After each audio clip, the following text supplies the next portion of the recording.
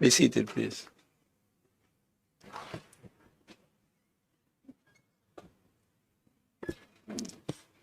Good morning. I call to order the meeting of the Senate of Jamaica for Friday, February 28, 2025.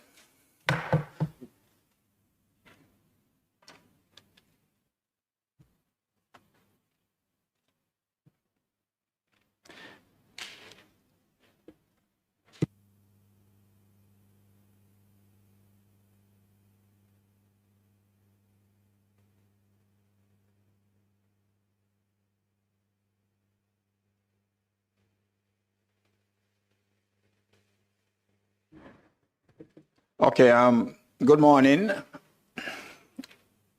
And we have some visitors with us today who I recognize from Generation 2000 G2K, Mr. Shane Carr, President, Mr. Newton Harris, Vice President, and Mr. Javon Mort, who is the chair of the Portmore chapter of G2K. So I just wish to welcome you to the Jamaica Senate. I understand that there are other persons who are expected to be here today, and as they come in, I will give them the usual recognition, as we always do in the Senate. And we also have students from Mona Law Faculty. They're here? Mona Law Faculty.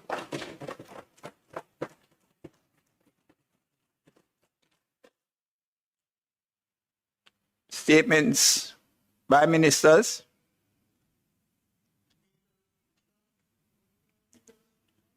Announcements.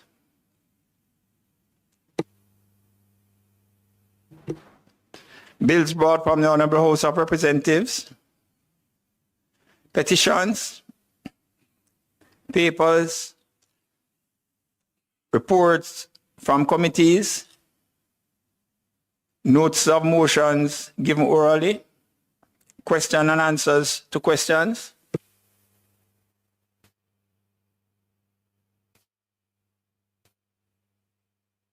Well, for me, Senator Morris. No, you can go ahead. I was just getting your mic on. Go ahead. You can go ahead now. Thank you, Mr. President. At the expiration of 21 minus 7 days, I will ask the leader of government business in the Senate the following question standing in my name. May it please you, Mr. President. Thank you, Senator Morris. Motions that may be made at the commencement of public business require notice. Motions relating to sittings of the Senate. Motions for leave to introduce bills. Presentation of bills without leave of the Senate first obtained. Public business. Thank you, Mr. President. Mr. President, today is a historic day. The debate is a historic one, and we therefore have one bill on our agenda. And it is indeed my honor to rise to open this historic debate in the Senate on the bill entitled An Act to Amend the Counties and Parishes Act to declare the City Municipality of Portmore the 15th parish of Jamaica and for connected matters. Mr. President, our consideration and, if thought fit, passage of this bill today is of tremendous significance. In fact, this is the very first time in post-colonial independent Jamaica that a new parish is being created. The people of Jamaica, and particularly the people who live in Portmore, the citizens of Portmore, are indeed living in exciting and momentous times as together we make history. The system of designating and naming parishes has subsisted since the English settlement of Jamaica in 1655. The island was then divided into 7 administrative units known as parishes. Since the very establishment of this administrative unit, that is a parish, the revision of parish boundaries has been of necessity a complementary feature of government. Sections of parishes have been combined, some have been eliminated entirely, and new ones have been created. By 1683, the number of parishes in Jamaica increased from the original 7 to 16. In 1713, Kingston was formed as the 17th parish as the population resettled after the destruction of Port Royal, which, of historical note, by then was also its own parish, due to, of course, its destruction due to earthquake and fire.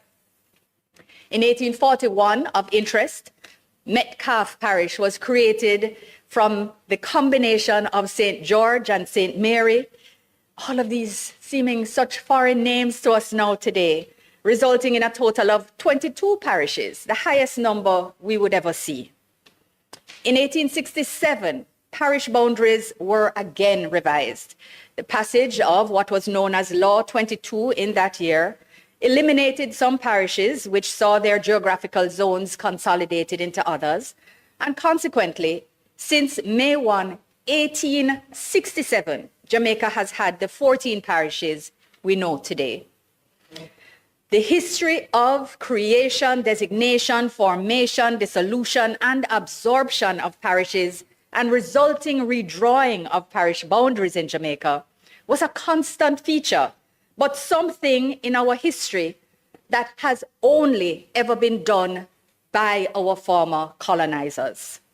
This government has the strong belief and vision that the acts of the British up to 1867 will not be the sum total of parish development history of Jamaica land we love.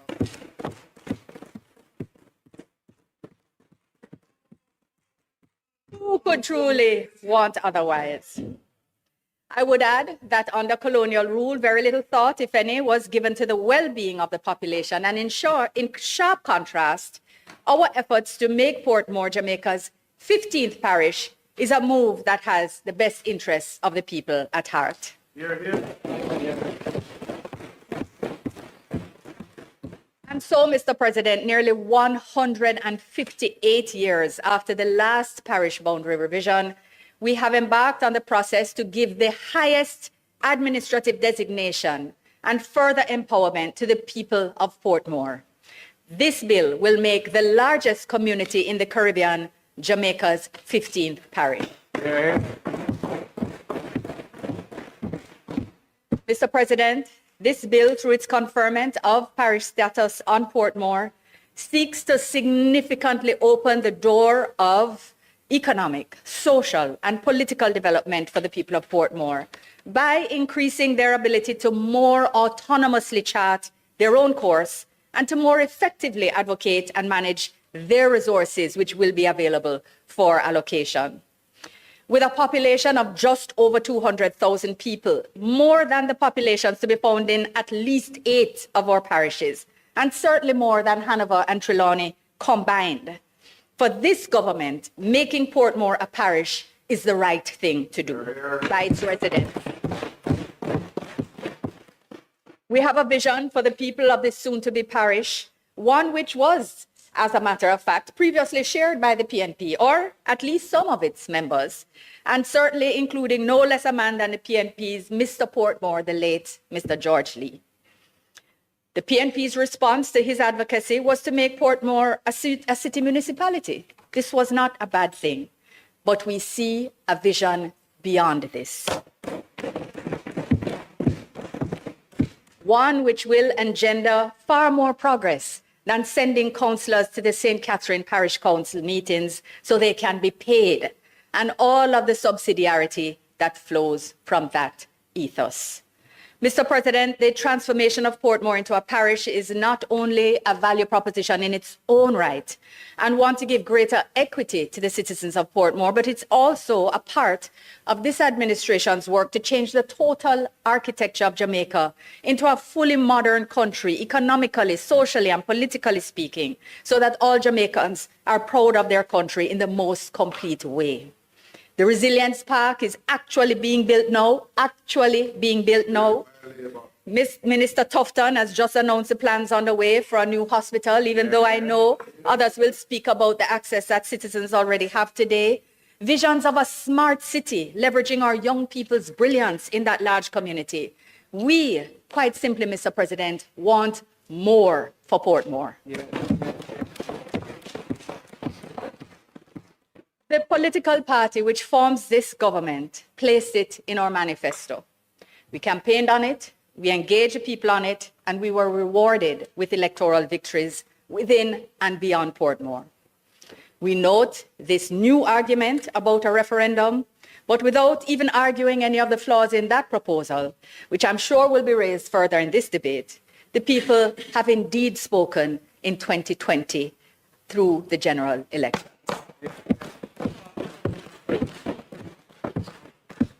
Mr. President, I will now proceed to examine this historic bill clause by clause. Clause 1 contains a short title of the bill, the Counties and Parishes Amendment Act 2025. Clause 2 seeks to amend Section 3 first by separating and distinguishing the new parish from the parish of St. Catherine in its subsection 3, capital A. It then creates a new subsection big capital, or rather capital AA, which seeks to constitute and establish the new parish of Portmore to include the Hellshire Hills and Goat Islands. This clause also specifically excludes Lakes Pen, Grange Pen, Lime Tree Grove, and Quarry Hill from the parish of Portmore. It provides that the parish town, as they used to be known, parish town or capital of the parish of Portmore shall be the city of Portmore, in the same way that the city of Kingston is the parish capital of the parish of Kingston. And clause 3 seeks to amend section 4 of the principal legislation by making it clear that save for the changes made to the boundaries of the parish of Portmore, all other parish and county boundaries adopted in 1884 remain the same and shall continue to be binding. Clause 4 seeks to insert a new section 8, Mr. President, which provides the reference to the schedule, which provides the description of the area of the parish of Portmore and its parish town and the capital, as I've just explained. And that schedule is divided into 3 parts. Part 1 of the schedule provides the written description of what will become the parish of Portmore. Part 2 sets out the map of the parish of Portmore, and part 3 describes and defines what will be the city of Portmore. And in this respect, the city of Portmore will include the lands east of North Ascot, which includes the Portmore Municipal Corporation and the police station, lands south of Brayton Parkway, which comprise the Inland Revenue Department and commercial entities, parts of Nagohead and lands north of Brayton Road. These are, of course, important law enforcement and administrative entities that are essential to the management of the new parish of Portmore. Mr. President, Clause 5 seeks to insert the schedules after the new Section 8. Mr. President, Clause 6 seeks to amend, it's a consequential amendment, it seeks to amend the Local Governance Act to vest the assets and liabilities of the city municipality of Portmore in the newly created Portmore Municipal Corporation. So Clause 6 also underscores the upgrade of Portmore by reflecting it among colleague corporations next after the St. Catherine Municipal Corporation. Clause 7 seeks to amend the Town and Country Planning Municipality of Portmore Provisional Development Order 2018 by removing the current words Municipality of Portmore and replacing them with the words Parish of Portmore. Clause 7 also replaces the first order of that schedule the first schedule of that order with the new area of parish of Portmore, which mirrors, of course, the boundaries of the new parish of Portmore as proposed under the earlier mentioned amendments to the Counties and Parishes Act. Clause 8, Mr. President, seeks to repeal the charter of the municipality of Portmore to facilitate its upgrade of Portmore to a parish with a municipal corporation. Clause 9 seeks to provide that any document or any instrument that bears the word municipality of Portmore will be legally treated as referring to the words parish of Portmore once this act takes effect. And I want to read this expressly, and I want to emphasize this point because, Mr. President, I understand that there's a disinformation campaign telling people that if this act is passed, they're going to incur expenses because they're going to have to go change out the title. They're going to have to go change any documents in relation to their residence or business. Absolute nonsense and lies, Mr. President. Let me read it and then explain it once more. Any reference in any other document, enactment, instrument, agreement, notice, prospectus, or other legal document to the municipality of Portmore shall be construed as a reference to the parish of Portmore. So everything will automatically be understood to have been amended by virtue of this act. And certainly, as administrative processes are undertaken, then the documentation itself will change within government. But it will, no person bearing title, enactment, instrument, agreement, notice, prospectus, or other legal document which refers to the municipality of Portmore will be prejudiced by this change to a parish. Thank you.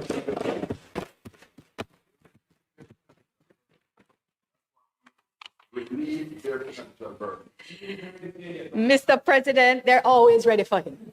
They're always ready for him. Mr. President, as I bring my opening of this debate to a close, I just wish to remind members and the entire Jamaica watching and listening to these proceedings of the extensive process of consultation which took place. I trust that colleagues are going to repeat and emphasize this point again to ensure that people tuning in at different stages of the debate who maybe didn't hear the first part will still get the facts. And that apart from town halls and community engagements, the fact is that the process of establishing the Joint Select Committee of Parliament to consider this issue started in December 2020, just a couple months after the 2020 election.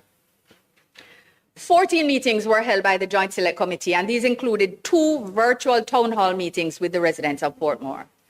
Additionally, over 23 public entities and Portmore-based associations, including the Portmore Leadership Council, the Sunshine City Chamber of Commerce, the National Water Commission, the SDC, JPS, JCF, and other agencies made formal submissions.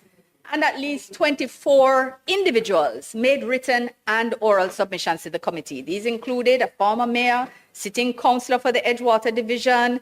All of this evidence of extensive consultation during the process of the Joint Select Committee alone is published in the final report of that committee.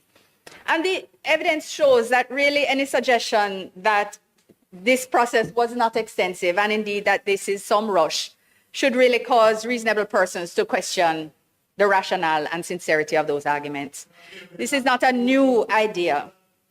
But, Mr. President, in February 2022, it is 3 years ago, this Parliament voted to approve that motion, to approve the motion in respect of the Joint Select Committee to grant parish status to Portmore. And that vote followed 2 more weeks of debate on the report of the JSC that considered the matter, a process that itself included other consultations. Mr. President, we have yet to hear a reason that the parish of Portmore should not be established. We really have yet to hear a reason that it should not be established. For many years, politicians, civil society, and residents have complained about the challenges of having councillors having to sit in 2 different bodies, both in Portmore and St. Catherine.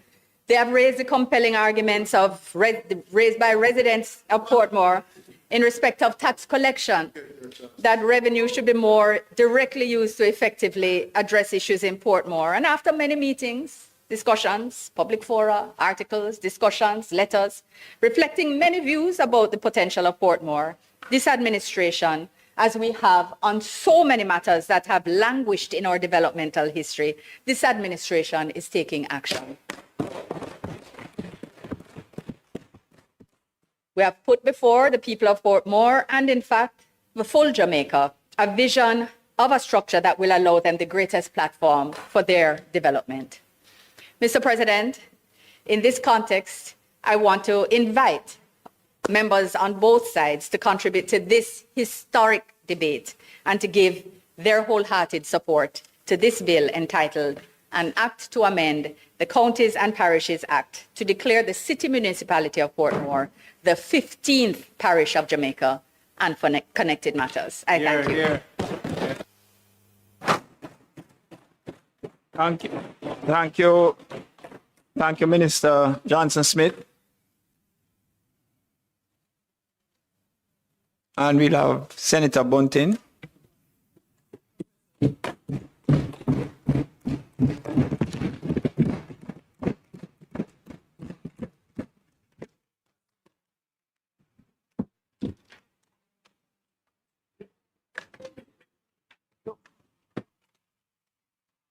Thank you, Mr. President.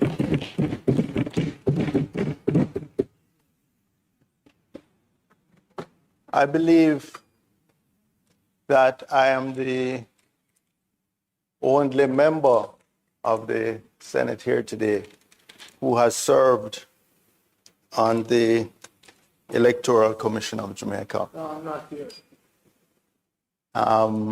The substantive president has served, but he's absent today.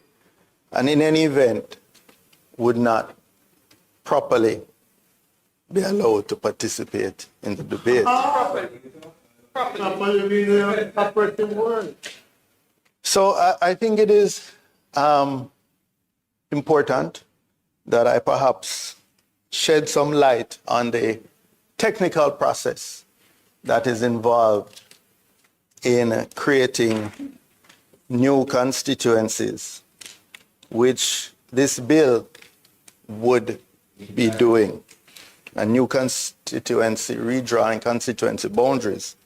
In fact, the last major such process of constituency boundary review took place in the period, I think it was 2009 to 2010, when 3 new constituencies were added to Jamaica, 2 in St. Catherine and 1 in St. James. And I must tell you, as you know, a commissioner then, a nominated commissioner, and the general secretary of the party, I was very much involved, along with then General Secretary Carl Samuda, Which side was he on? and the director of elections, and ultimately the independent members in determining these boundaries. I remember at the time, I distinctively remember MP Warmington coming to the committee that was dealing with it to make a presentation, and he strenuously objected then to the boundaries we were discussing for the new East Central St. Catherine. And effectively, what we're seeing here today is what he was advocating for then. Internalization of the country. However, on the matters that could not be agreed between that boundaries subcommittee of the Electoral Commission, at the level of nominated commissioners and their technical assistants, which, by the way, the Electoral Commission provided a budget for a technical assistant to be employed by each party to assist in this process and to help them with the technical details, the analysis of boundaries, the analysis of electors and the sizes of PDs, etc., etc. And at the end of the day, where there was no agreement, the matter went to the independent commissioners and the so-called selected commissioners and the director of elections. And they made a final decision, and all commissioners accepted it. Those recommendations were then sent to Parliament, which by convention for the last 40 years or so has delegated the matter of constituency boundaries to the Electoral Commission of Jamaica and its predecessor, the EAC, the Electoral Advisory Committee. Now, bear in mind, this process to deal with addition of constituencies, 3 constituencies across 2 parishes, took 2 years and a tremendous amount of field work. And consultation and preparation, because field officers had to be sent out with GIS devices to properly map the new boundaries, not just of constituencies, but of the PDs as well, and the local government divisions. So I give you that technical background because in this instant case we're now facing, after what the leader of government business said, it's over a century of stasis on changing constituency boundaries, but I believe one journalist, parish boundaries, but in this case it's both, because changing parish boundaries will also be changing. It will also changes constituency boundaries. They don't even know. In this case, after so long, I mean, one journalist today suggested it was decades, but the leader of opposition of government business said over a century. So suddenly, notwithstanding the glacial pace at which these things have moved traditionally, suddenly, within 6 months of a general election, within 6 months of when a general election is due, we are suddenly rushing to pass these bills. Well, you didn't bring it in 2020. You're bringing it now. Let's publish. You're bringing it with And just for, It must spell and think so. that is a sort of you know, there's some of us in here who breach of the Constitution. are economical with the truth. Mother, economical truth. And one just spoke up and said that the technical work was being done. Well, And 12 I have here a letter. talking the law, talking. I have here a letter from the chairman of the Electoral Commission of Jamaica, Mr. Earl Jarrett, No, not Walter Ambrose. which proves Walsh, but in last. that no technical work has been done. No technical work has been done. In fact, as far back as 2024, he wrote the Minister of Local Government, the Ministry of Local Government and Rural Development, and advised in a letter dated June 18th that the proposed Portmore parish boundaries may negatively affect the boundaries of a constituency as stated in the second schedule of the Jamaica Constitution Order in Council 1962. That is the Constitution of Jamaica.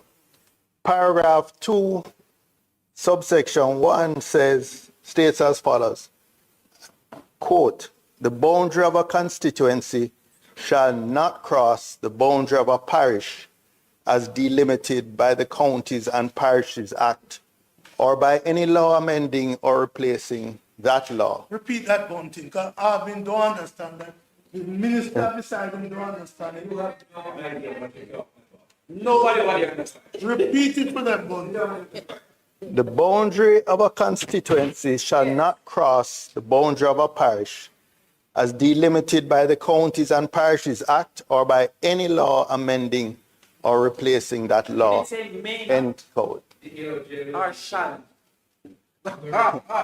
Shall not. Shall. And then, contrary to what a certain senator has suggested, on February 12th, 2025, the chairman of the Electoral Commission again wrote the clerk to the Houses of Parliament, stating the Electoral Commission of Jamaica is aware that the Counties and Parishes Amendment Bill was passed in the House of Parliament on Tuesday, February 11th, 2025. And he drew her attention to the earlier letter, the one sent June 18th, 2024, to the permanent secretary, pointing out this constitutional probable breach or breach that would occur once the bill, should the bill be passed and brought into effect. And he closes that letter and says, in the said letter of which a copy is attached, the Commission advised the permanent secretary in the ministry that the proposed boundary for the parish of Portmore will impact 4 constituencies, 13 electoral divisions, and 398 polling divisions from the parish of St. Catherine.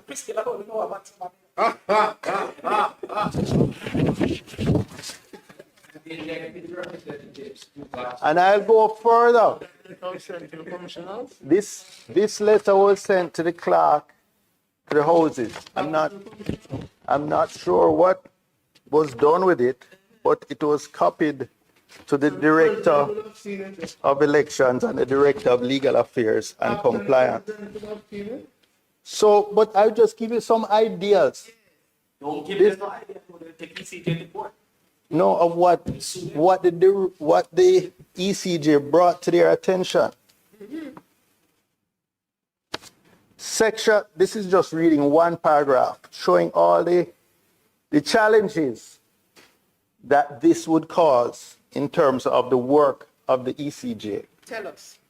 And I'll just read, there are many bullets, but one of them, for example, says, sections of the Gregory Park and Portmore Pines divisions will be eliminated.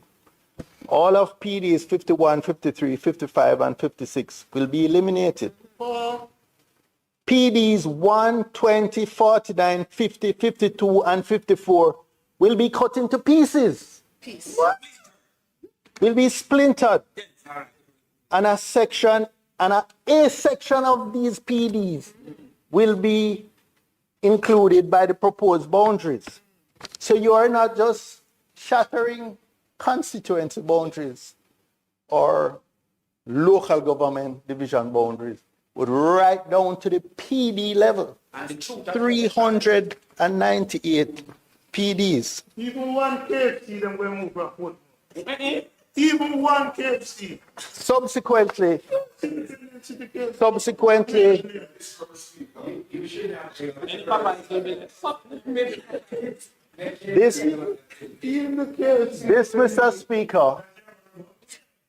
this, Mr. Speaker, is of such moment that the chairman of the People's National Party, Dr. Angela Brown-Burke, wrote to the Minister of Local Government on February 21st, 2025, reminding him of the constitutional provision, which I repeat again, the boundary of a constituency shall not cross the boundary of a parish as delimited by the Counties and Parishes Act or by any law amending or replacing that law. And of course, this is the Constitution, so that clause you read, superseding other laws, has no application here. And she goes on, consequently, the bill, if passed into law and made operational, will immediately be unconstitutional. Immediately be unconstitutional. Like there needs to be.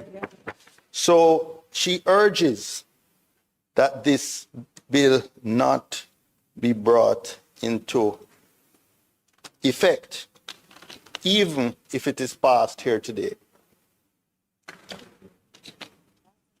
The truth of the matter Unconstitutional. is that no work has taken place at this point by the ECJ. And we are now in the final day of February. So even if this bill were passed and brought into effect, then it would be April before any work could commence. That is the work on that will impact 4 constituencies, 13 electoral divisions, and 398 polling divisions from the parish of St. Catherine. Now, we know that a new voters list will be issued on May 31st. The preliminary. No, the final list, May 31st and November 30th. Those are the 2 times each year that a list is updated and published. So the next one is due on the 31st of May. But those of us who have represented constituencies also know that a draft list is issued at the beginning of May, so that the parties and their liaison officers have a chance to scrutinize the lists, identify any anomalies, and there are often anomalies, persons placed in the wrong PDs or even in the wrong constituencies, and they have a period, I think it's typically 10 days, to come back to the returning officer in the constituency, who then forwards those to the director of elections, and they are amended or corrected. So what we're really talking about is maybe a month and a half in which it would need the time to do all this work on the 4 constituencies, 13 electoral divisions, and 398 polling divisions. That cannot be done properly in that time. That would take at least 1 year for that work to be done. And I speak with knowledge because I was intimately involved the last time it was done. And again, it's constitutionally bound. So I think it was important, Mr. President, to give that technical context on the work of the Electoral Commission as somebody who served there for 7 years and was very involved in the last period. So you will understand why today I rise in absolute and unrelenting opposition to this bill.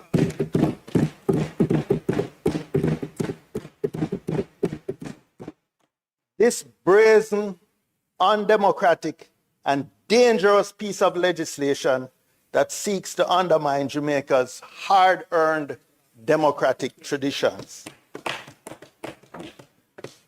Let me be unequivocal.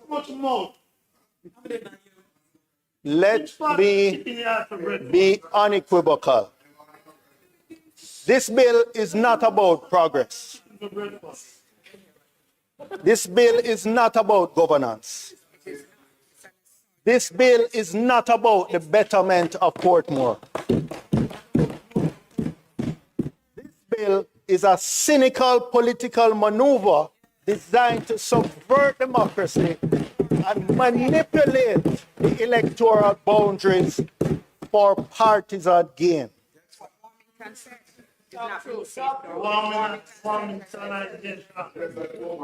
This bill is a wolf in sheep's clothing, dressed up in the language of development, but fundamentally rotten at its core. At its heart, it represents a blatant attempt by this Jamaica Labour Party government to gerrymander Jamaica's electoral map, bypassing the Electoral Commission of Jamaica, an institution that has for decades been entrusted with the independent and non-partisan responsibility for setting constituency boundaries. Mr. President, this, So when the parishes. Mr. President,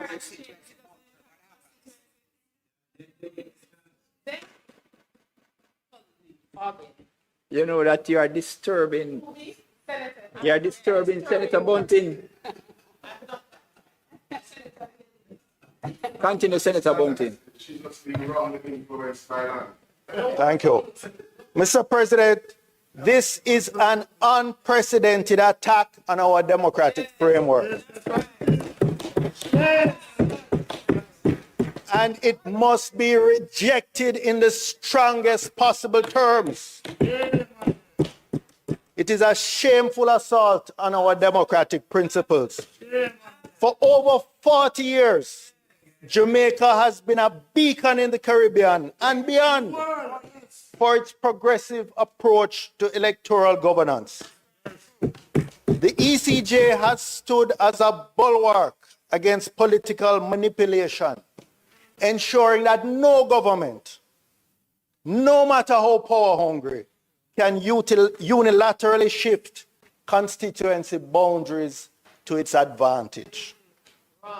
It is this principled approach that helped bring an end to the political violence of the past, where hundreds of Jamaicans lost their lives in the bloody run-up to the 1980 elections.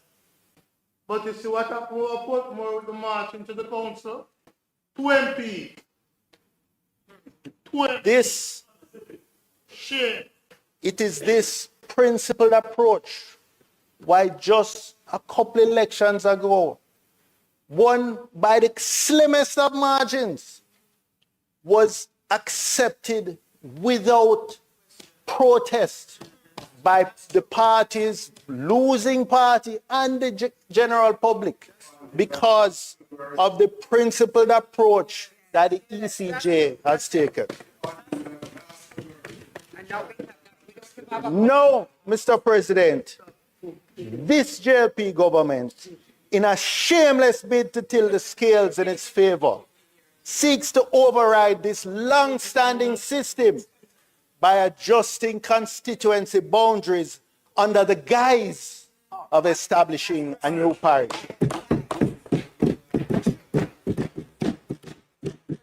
This is a naked abuse of power, a perversion of the parliamentary process, and an outright betrayal of the Jamaican people.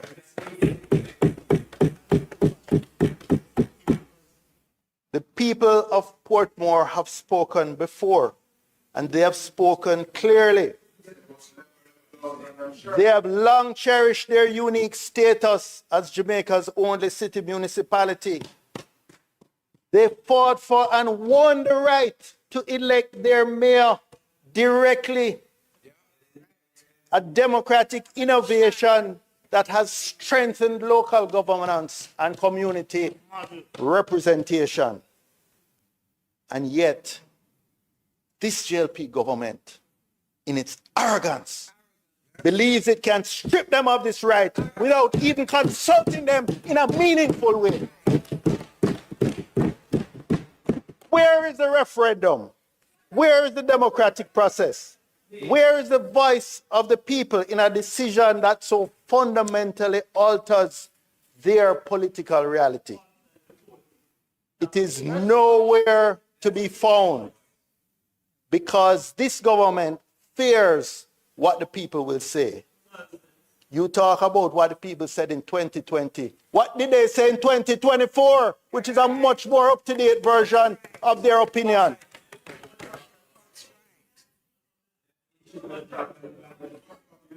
They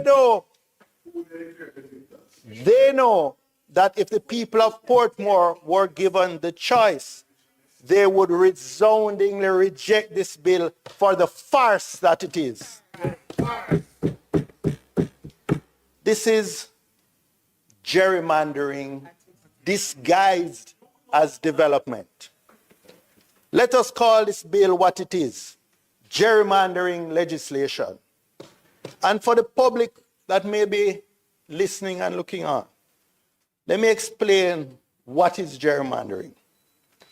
It is the deliberate manipulation of electoral boundaries to favor one political party over another. And that is precisely what is happening here. By redrawing the boundaries of Portmore to create a new parish, the government is attempting to carve up constituencies, particularly East Central St. Catherine, deliberately altering the political balance of power to its advantage. That's what Warmington said. This is not, believe what Warmington said. He's on the record saying that is exactly the purpose. Mr. President, this is nothing short of an attack on free and fair elections. For decades, Jamaica has stood proudly as a model of democratic integrity, where the setting of electoral boundaries has been left in the hands of professionals, not politicians with an agenda. Let me repeat that. For decades, Jamaica has stood proudly as a model of democratic integrity, where the setting of electoral boundaries has been left in the hands of professionals, not in the hands of politicians with an agenda. By bypassing the ECJ, this government is recklessly undermining the very foundation of our democracy, throwing aside decades of progress to return to the dark days of political manipulation.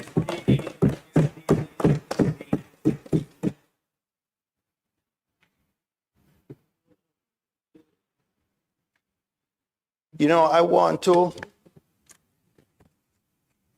refer to a document that I researched. It's titled The History of the Electoral Commission of Jamaica, and it was done in September 2024. But it highlights some of the persons who have contributed over the years, starting with the EAC and then transitioning to the ECJ.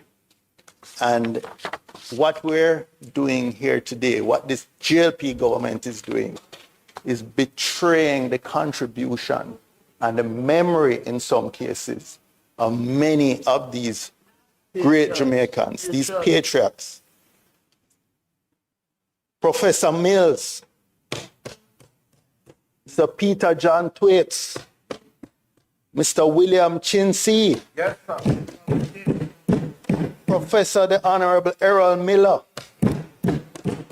the Honorable Dorothy Pine McClarty. We're talking about people like Dr. the Honorable Paul Robertson, the Honorable Shirley Miller, Mr. O.K. Melhedo, the Honorable Bruce Golding,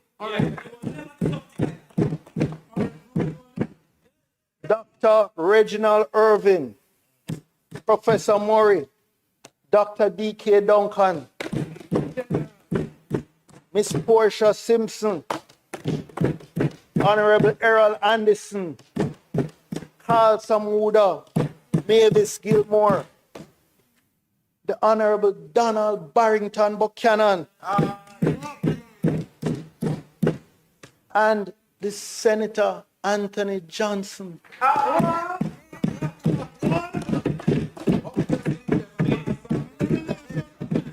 In the Senate? The Honorable Peter Phillips, Senator Ryan Peralta, and he was on the other side. I would say he was a champion for an honest electoral system. He was relentless in championing the EVBIS, the electronic voter identification and ballot issuing system. And Mr. President, I could go on.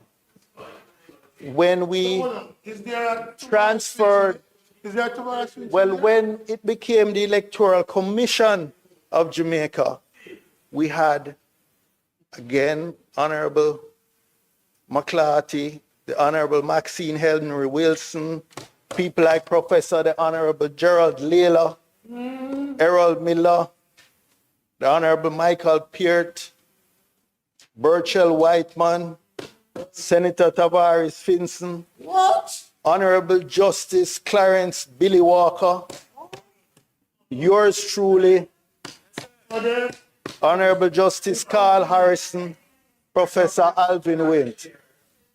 All the contribution of all those eminent Jamaicans are being dashed by this attempt here today.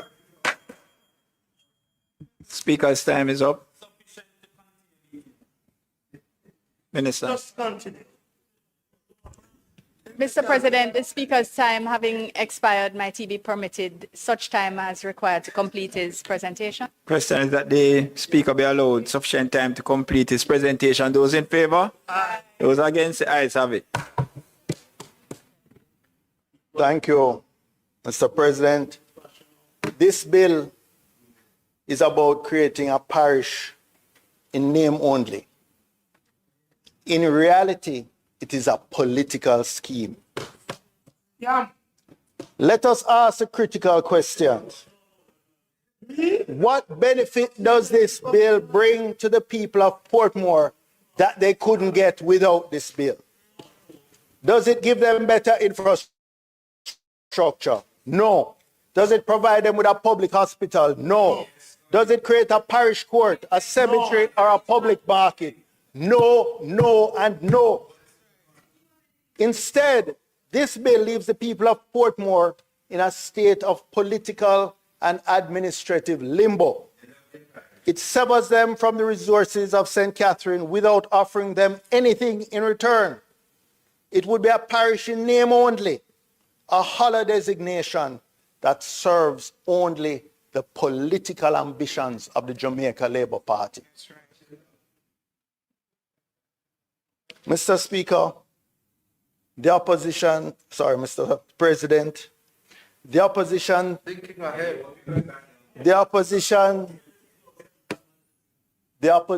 stands resolutely against this assault on our democratic norms. We will not stand by while this government tramples on the will of the people. We will not be complicit in the destruction of our independent electoral system. We will fight this bill with every tool at our disposal. To the Jamaican people, I say this: do not be fooled by the empty rhetoric of this government. This is not about development. This is about power. This is about control. This is about undermining the democratic institutions that have served this country well. If we allow this bill to pass, what next? Will the government carve up other parishes to further its political agenda? Will it redraw the electoral map every time it fears losing power? I could anticipate a bill coming next week trying to change the boundary between Manchester and St. Elizabeth to remove the Alligator Pond division, which will be strongly supporting the PNP.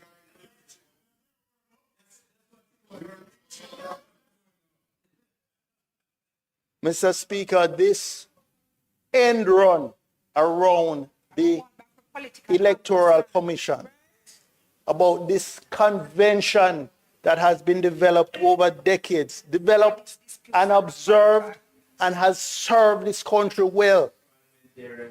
This is really an attempt to retake that power from the Electoral Commission, retake that responsibility, and redraw the electoral map by using constituency boundaries. This is... Sorry, Senator Bunting, just hold a second. Hold a second now. All right. Senator Lambert Brown. No, I've sat here since Senator Crawford. Beckham. Senator Brown, you have made some comments since the commencement of Senator Bunting's presentation, which really and truly breaches it. No, it's not a matter of me liking or not liking. I'm going to apply the standing order.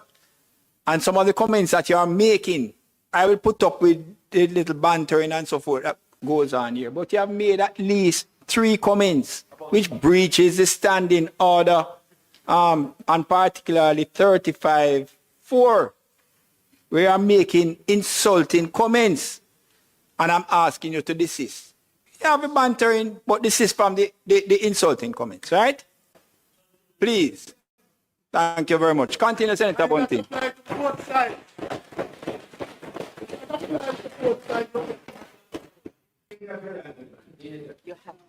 Mr. President, You want me to use a physiological term? and I repeat my last sentence. Whether Senator Morgan likes it or not, it should make you uncomfortable. Repeat it. This is about undermining the democratic institutions that have served this country well. It is a dangerous precedent, one that we must reject with every fiber of our being.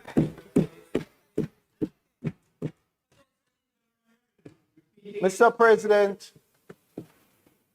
authoritarians, tyrants, wannabe tyrants, petty tyrants, all attack institutions and undermine institutions. Yes. We have observed the litany of attacks from that side on an institution called the Integrity Commission. We have seen the litany of attacks from that side on that institution. Now we're seeing this attack on the Electoral Commission of Jamaica. The opposition will vote against this bill. And we will not stop there. We will fight it in the court of public opinion. We will take this issue to the people. And if necessary, we will challenge it in the courts.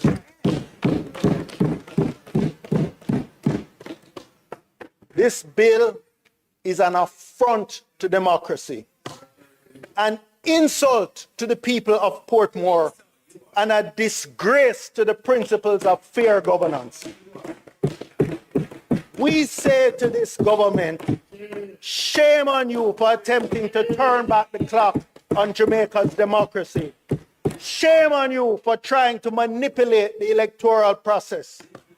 Shame on you for thinking the Jamaican people will stand idly by while you dismantle the democratic safeguards that have protected our nation for decades.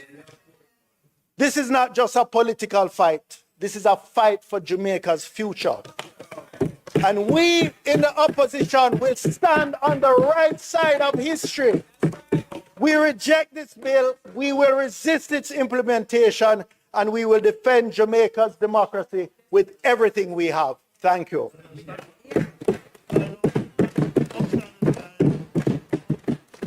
Thank you, Senator Bunting.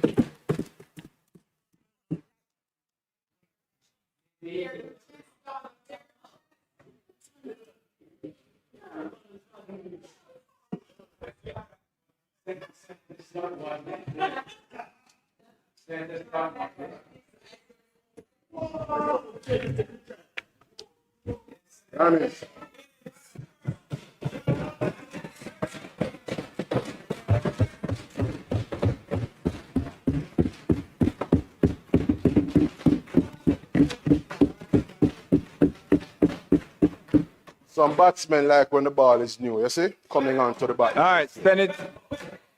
We now have Senator Marlon Morgan. Senator Morgan.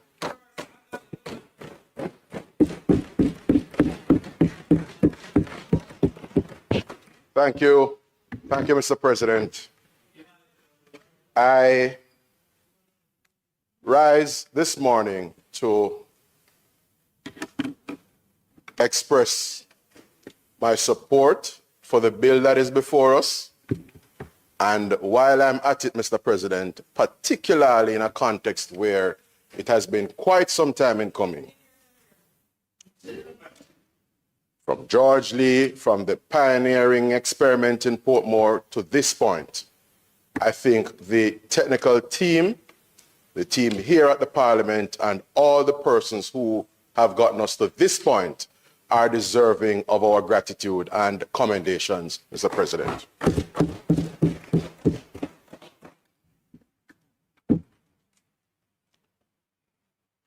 On Tuesday, March 26, 1985, a proud, ambitious, and hardworking corporal of police, along with his then partner, a housewife, and their nearly 16-month-old child, moved to and started residing in a community called Cumberland in Portmore. That almost 16-month-old child, who was quite chubby and vivacious, I'm told, was me, Mr. President.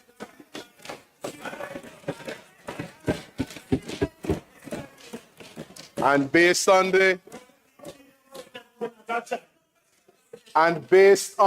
concurrence of the Senate, still chubby, but more so vivacious,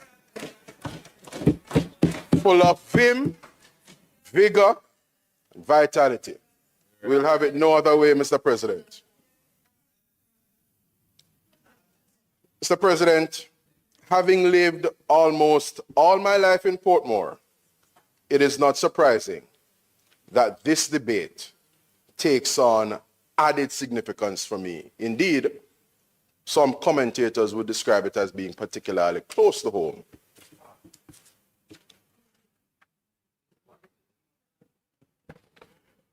Mr. Speaker, back in the mid-1980s, when I would have been moved to Portmore, in those days, and still is today, Portmore was a place where ordinary, hardworking, ambitious, progressive, and forward-thinking working-class Jamaicans looked to for the coveted opportunity of attaining the dream of home ownership and becoming part of the ownership society in this country of ours.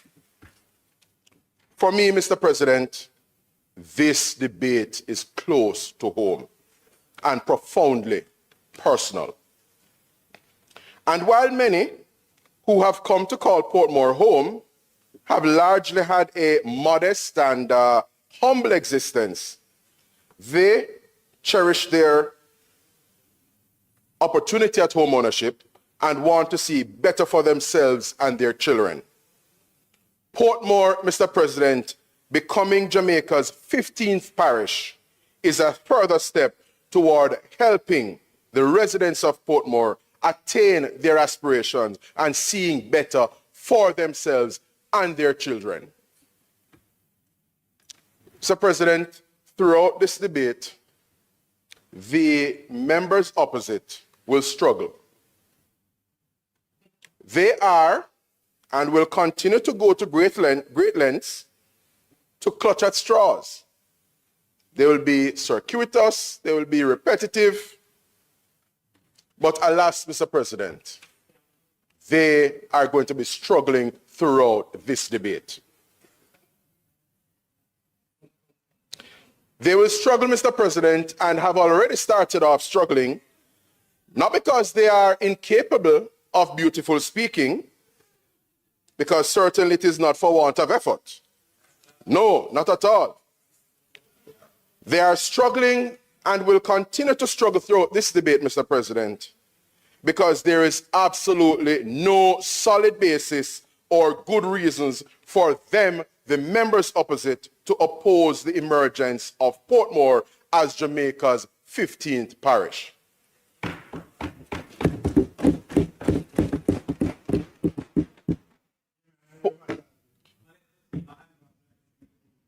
For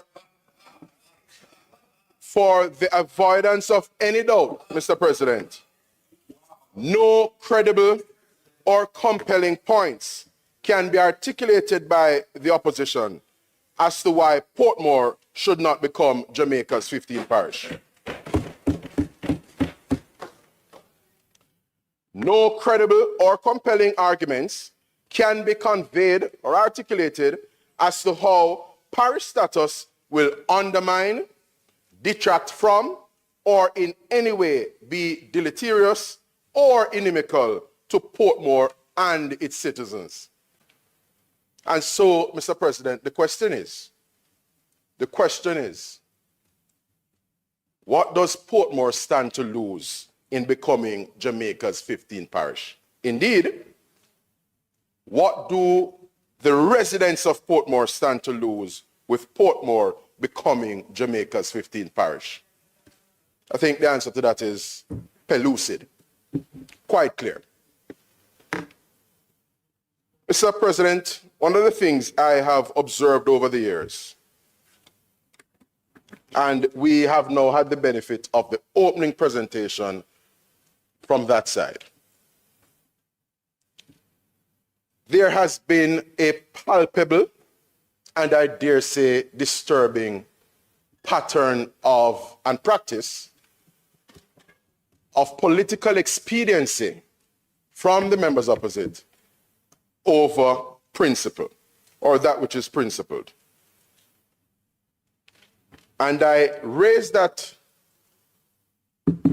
observation, Mr. President, because of some of the comments that have been made in relation to motive behind making Portmore Jamaica's 15th parish. You see, Mr. President,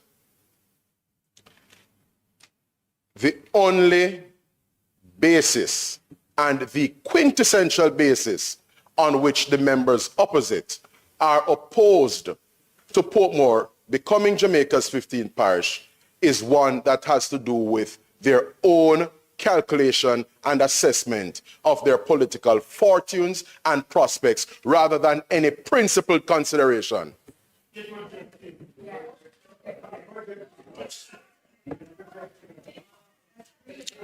For the members opposite, Mr. President, it is always political expediency over principle. Political expediency over principle.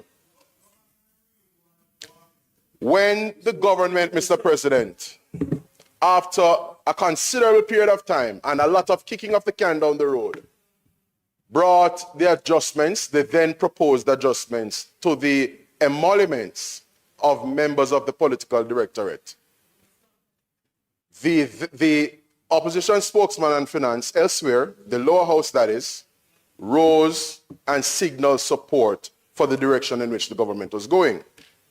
But so soon as the members opposite detected where the wind was blowing, and that the public, understandably so, was incensed at the proposed adjustment to the emoluments of members of the political directorate. They sought to walk it back. So the member rose in support and then was prevailed on by his leader, I surmise, insofar as withdrawing the support that had previously been signaled. There are those who are not so adept at connecting dots, Mr. President, but we are quite proficient over here at doing so. And just to be very clear, the relevance of the point I'm making is that the members opposite have a propensity to, I dare say, a penchant for, political expediency over principle. And let me make the point further.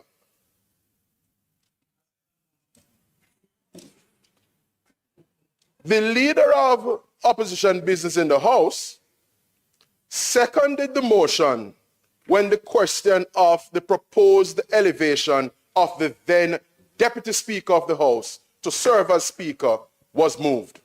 He seconded the motion. If you be quiet, you may just learn something. So I'll encourage you to be quiet. If you are quiet, you may learn something. Yes?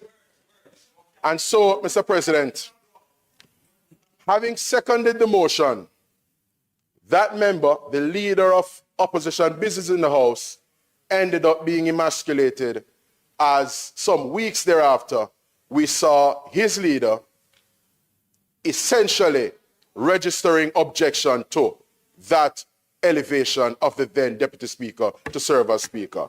Political expediency, Mr. President, over principle. Mr. President, Portmore is the manifestation of Edward Seaga's vision.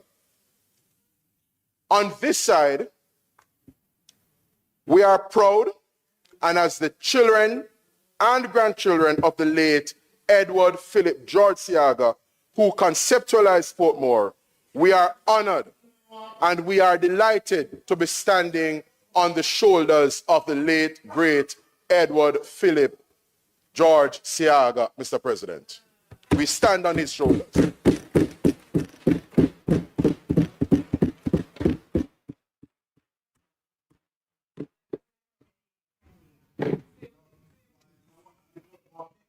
The creation and naming of Portmore's pioneering community, Independent City, was intentional. And I believe it was so apt, absolutely fitting. I am exceedingly proud as an observer, as a stakeholder, as a resident for many years in Portmore, Mr. President, of the growth that that space has attained over the years. And both sides, Mr. President, can take credit for the development of Portmore over the years. I am a proud graduate of the then Independent City All-Age School, now the Independent City Primary School.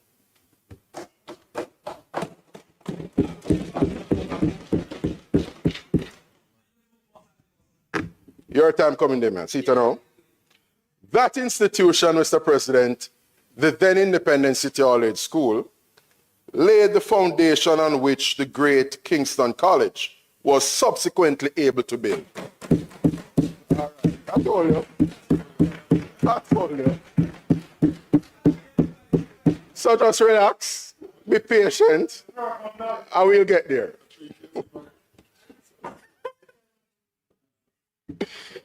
Mr. President, at primary school, Independent City, all age at the time, we would assemble for devotion where we were taught the virtues of independence and positive thinking. Pride was instilled in us. We were taught that it is okay to dream big and aspire to be all we can be. After all, great heights is not only for the Tapanaris in our society.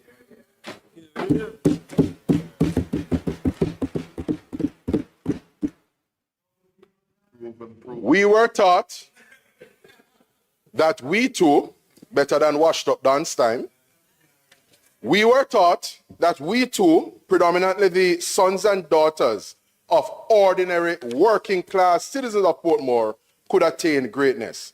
And how fitting it is, Mr. President, as fate would have it, for one of its humble and militant sons to be speaking in this august space, in this debate. So, speakers, they would say over in Portmore, Mr. President, I'm speaking it into being, but we'll get there. We'll get there.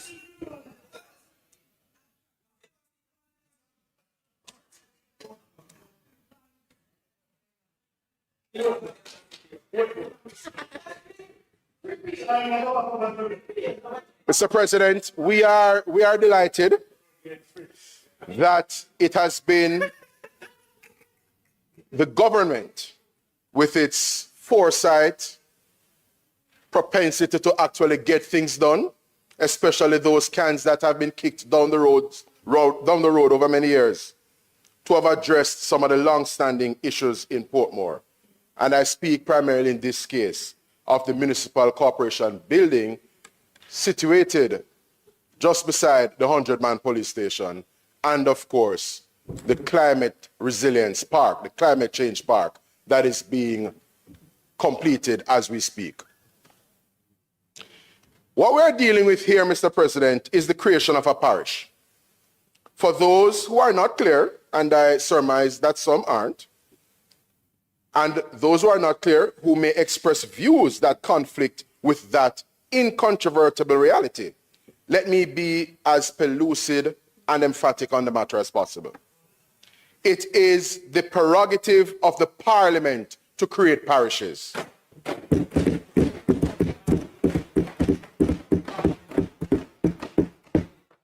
And that, Mr. President, is precisely what we're doing as it relates to the bill before us. It is the prerogative of the Electoral Commission of Jamaica to establish constituency boundaries.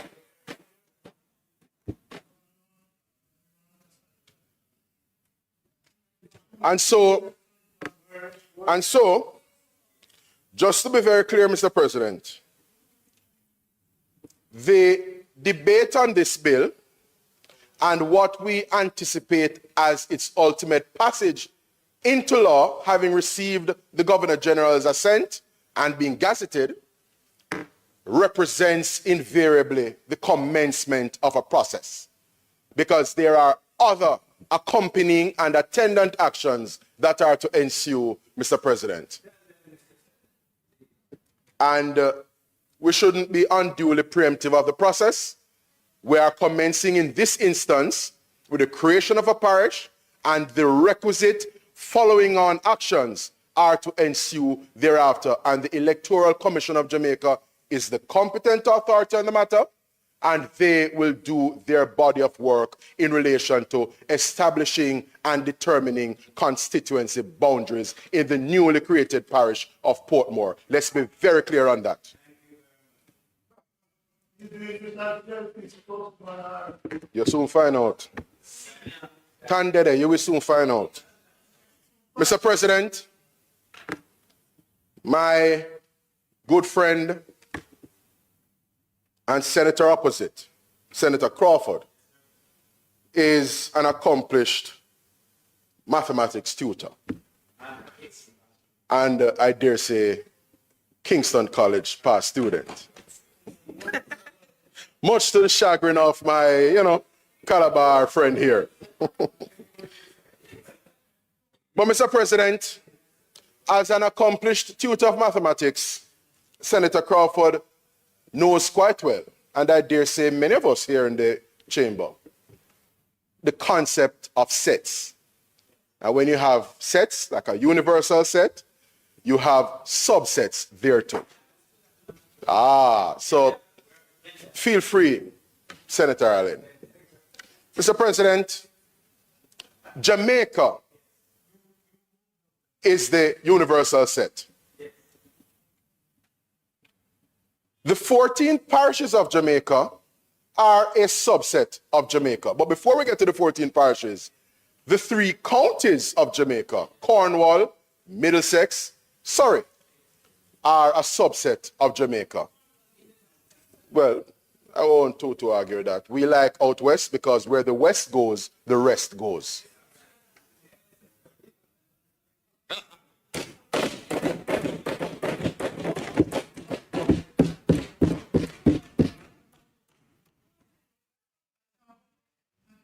Mr. President, Mr. President, Mr. President, the 14 parishes of Jamaica are thereafter broken down into 63 constituencies. So constituencies are subsets of the respective parishes. And below that, you have the respective divisions, formerly the parish council divisions. I suspect there are no, divisions of the municipal corporation. So any suggestion that the proverbial horse, or cart rather, is to be put before the horse in terms of concerning oneself and unduly preoccupying oneself with a determination as to electoral boundaries, I dare say is preemptive of the process, and it is simply unfortunate. We are dealing with the creation of a parish. We are dealing with the creation of a parish. As the competent authority on the matter, the Parliament has its prerogative to exercise, and thereafter, the Electoral Commission of Jamaica will have its prerogative to exercise.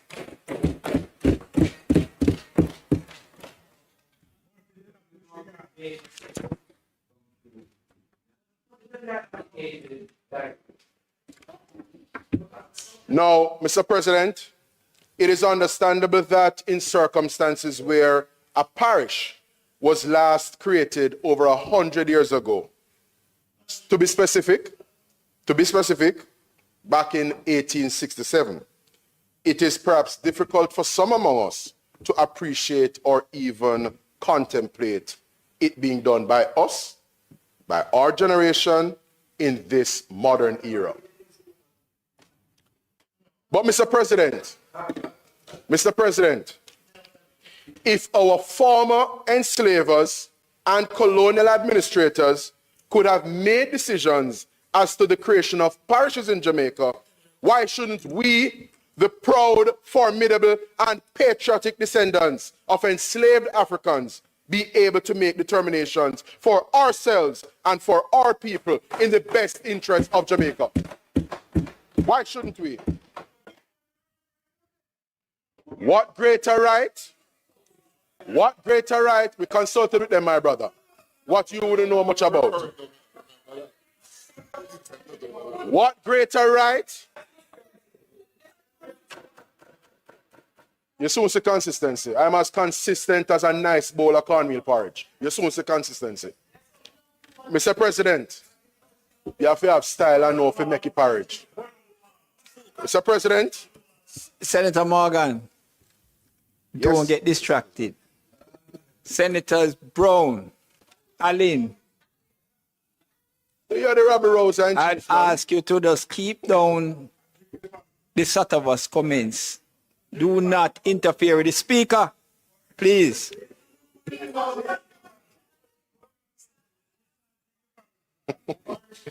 Mr. President, what greater right, authority, or pride of place did our former enslavers and colonial administrators have or enjoy that we, the proud, formidable, and patriotic descendants of enslaved Africans, do not have or enjoy? What them have more than we? Yes? Mr. President, it may be uncomfortable for some, like those chirping about the King's Court, but I must serve up a bit of newsflash to them. In a free and politically independent Jamaica, it is the duty and solemn right of the Parliament of the land, the People's Parliament, to make laws and make key determinations in our country, including the creation of a parish.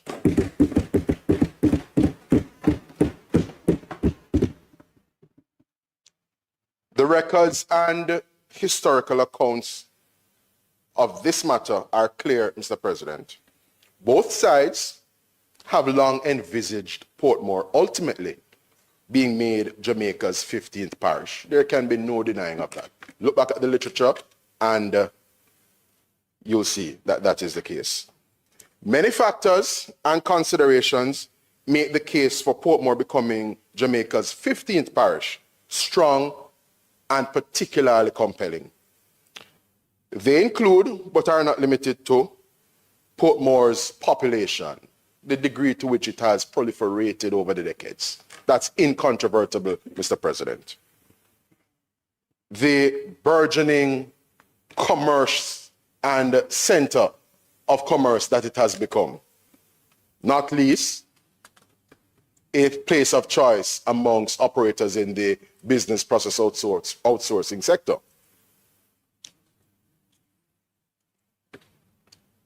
So weak, facile, and flaccid are the points being advanced by the members opposite.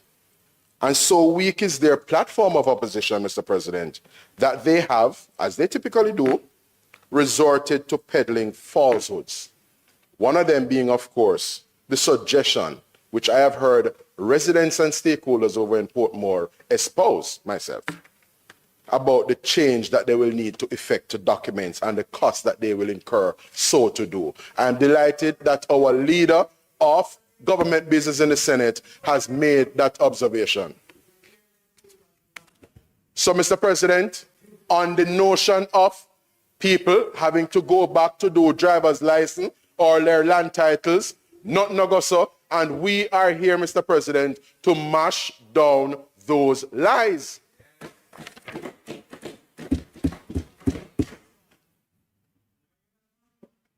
Mr. President, the members opposite have a way of defining things as they see fit. Some years ago, and I note that it is no longer the refrain, some years ago you will hear, where's the crime plan? Where's the crime plan? Present your crime plan. And this crime plan, Mr. President, to which they alluded back then, had been espoused and presented several times over. But alas, we're delighted that we're seeing the fruits of the crime plan that had long been in place today, so much so that someone among us has been rendered redundant insofar as being spokesperson on national security. We are delighted on this side, Mr. President. We are delighted on this side. And if there's any doubt, we're delighted with the 8% reduction in murders for calendar year 2023.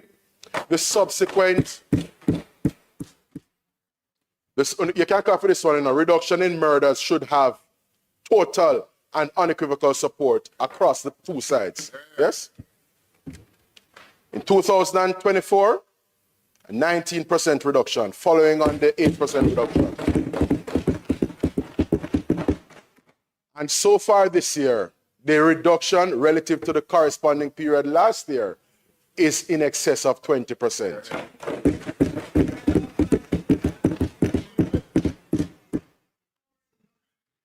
Mr. President, the members opposite have expressed views on the question of consultation. They argue that the consultation that the government indicates that it has undertaken is insufficient. And again, I say to them, Mr. President, you do not get to define consultations and the degree to which consultations are adequate or inadequate. On this side, we are very clear in our minds.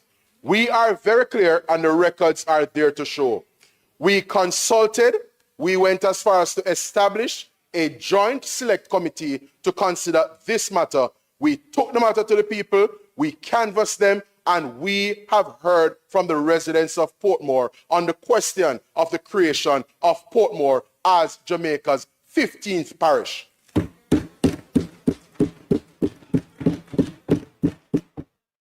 So, Mr. President, the members opposite can't talk to us about consultation. The fact that they don't view the consultations that were held as being sufficient or to their liking does not mean there was no consultation. The better question is, if you listen to the better question, you may have something to deliberate on. The better question is, Mr. President, did you consult with us, the people of Portmore, yes, when you unilaterally and offensively took away our primary and specifically created route to our homes in Portmore, that being the Portmore Causeway, and replaced that instead with a toll road, which saw the people of Portmore, as is the case to this very day, having to incur a cost to leave them yard and come back to them yard. Did you protest then? Was there a referendum on that? Was there a... Don't whine nothing, man. Sit down and you learn something, man. Be quiet and you learn something. Speaker is to be heard in silence. Please, please, when you get your opportunity, then you We created a joint select committee. Did you create a joint select committee when a toll road was being imposed on the people of Portmore? I'm advised that there were 14 meetings of the joint select committee. The speaker's time is up.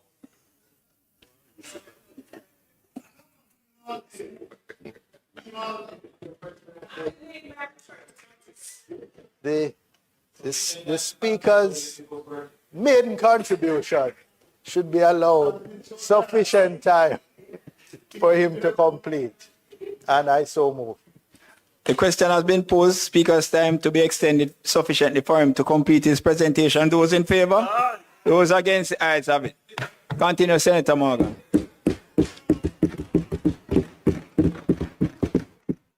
Thank you, Mr. President, and may I thank the senator opposite for his indulgence.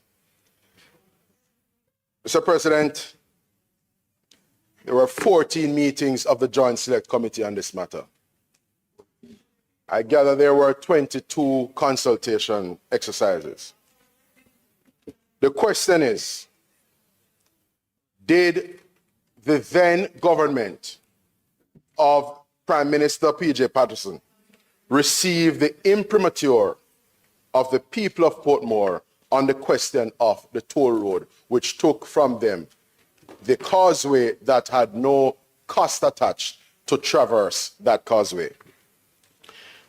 So aggrieved, Mr. President, were the citizens of Portmore that they took the then government, the then P.J. Patterson-led government, to court. And as the member opposite, one of them emphatically said just now, they took it to court and lost. So the people of Portmore can be reminded that your loss, not you, man, not you, guy. The people of Portmore need to understand that there is a member in this space who is delighting in their judicial loss in respect of the matter of the toll road in Portmore. So you can go in the Hansard of the taking delight and responding with glee to what is anguish for many residents of Portmore.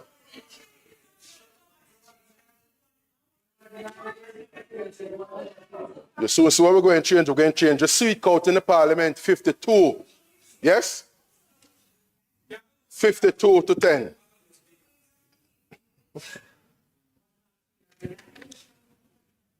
To compound matters, Mr. President, we have seen where the incumbent leader of the opposition has made a call for a referendum on the issue of Portmore becoming Jamaica's 15th parish.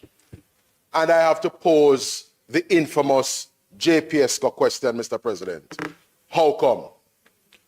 How come you are proposing a referendum in relation to Portmore being made Jamaica's 15th parish, but from time immemorial, you have never been keen on a referendum in relation to a determination as to Jamaica's final appellate court. Hypocrites. Hypocrites. Time to talk about what? Mr. President, they have so polarized this issue. Hypocrite. They have so polarized, Mr. President, this issue, and have so divided our people. And it is such an unfortunate situation. They're reckless, Mr. President, the reckless, vulgar, and desperate commentary of a leading member of the leadership on that side Co-president. at a political meeting a couple weeks ago has served to foment hostilities in Portmore as a space when he telegraphed. Foment, my friend, not foment. If you listen to me, you learn a lot of things. F-O-M-E-N-T, foment. Very well. Very well. So, Mr. President,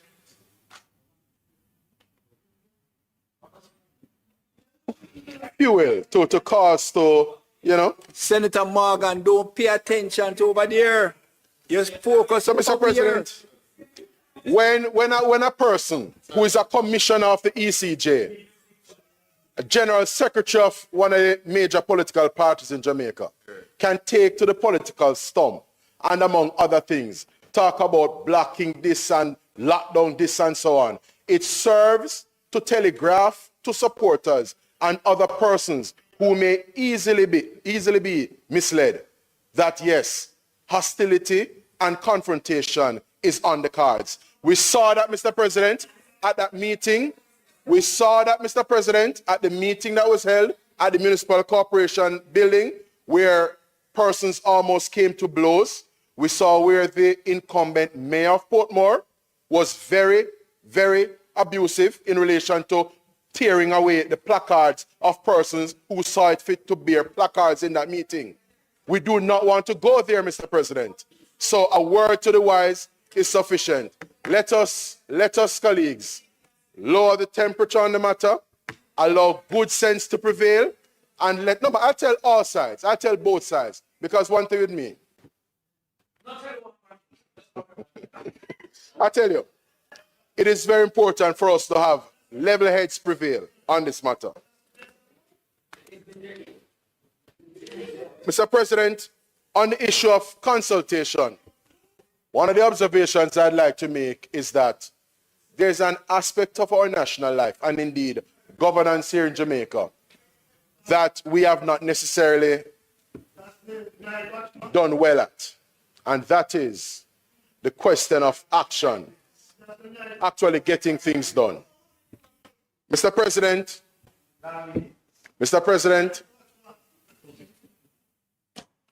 we have had this propensity as a country under the guise of consultation and deliberations. And of course, there is a place for consultation and deliberations. But consultations, Mr. President, has to be seen as something that has an end point. At some point, tangible, concerted, and decisive action has to be taken.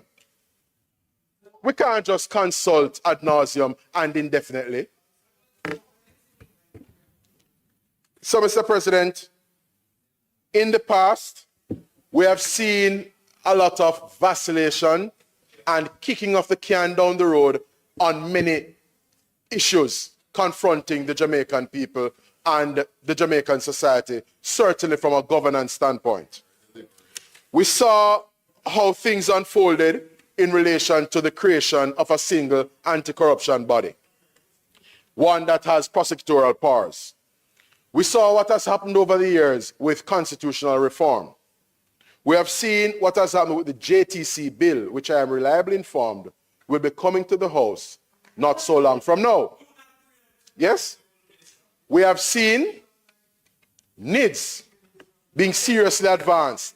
This is another can, Mr. President, that has long been kicked down the road. We have seen, yes, where pensions reform and public sector wage reform have been cans that have typically been kicked down the road. Yes? And Mr. President, one very important one which is dear to me one which will be dear to Senator Gale and I dare say Senator Brown. Mr. President, the can of designating persons as casual workers as opposed to moving them and uplifting them into more decent modes of employment has finally been addressed, Mr. President. At our public education, my friend, if you listen, you may learn something. At our public education institutions, PEIs, there are a group of workers who were hitherto considered casual workers. They didn't have any entitlements, Mr. President, as it relates to leave. They didn't have any entitlements, yes? Any pension provisions, for example. So the cooks, the groundskeepers, yes? Those staff are now being made permanent members of staff.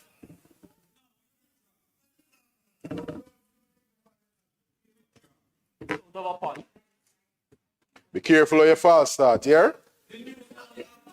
Be careful of your false start. Mr. President, Mr. President, we are proud on this side. We are proud on this side to have moved many categories of workers in this country into more dignified and decent mode of employment. We are unapologetic on the matter. We are unequivocal on the matter because it is our fundamental and profound view on this side that we must allow more of our Jamaican brothers and sisters an opportunity to step up in life and enjoy more dignified means of employment. So the workers at the National Solid Waste Management Authority, they are being brought into the mainstream, and that is brought courtesy of Labour. We're talking about the propensity of kicking cans down the road. There's a set of people in Jamaica who are resolving the kicking of cans down the road, because this question of Portmore has been one of those proverbial cans that for many decades have been kicked down the road. So we are now treating with things as opposed to, Mr. President, kicking cans down the road. All right, so we're getting to the nice part now. I promise you. We're getting to the nicest part, because everything nice. And we're nice, sometimes we have to do it twice. We can't turn Press on, man. Press on.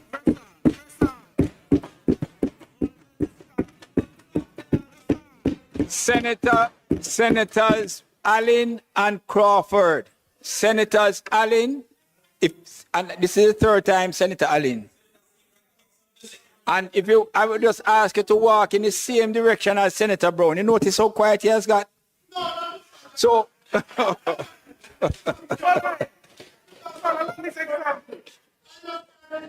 so you will have all the time. Please hear about the workers Senator Morgan, and them becoming permanently employed. Senator Yes, Morgan, Mr. President. I'm guided. we need to have some order in this place and some dignity. So when the speaker is speaking, I just ask you to allow the speaker to make the presentation in silence. All right? Please. If you have an issue, then you want to rise on the point of order, then you get up and do it. But don't shout across the floor. Senator Brown, what's the point of order? Senator, what's the point of order? Yeah. When a clown displays such conduct, don't you expect the audience? Senator Brown, I spoke to you and I made comments in respect to the breach of the standing orders. And that comment, I'm going to ask you to withdraw it. Please. I'm happy to withdraw the comment about a clown and a circus and the audience. I withdraw that comment without reservation.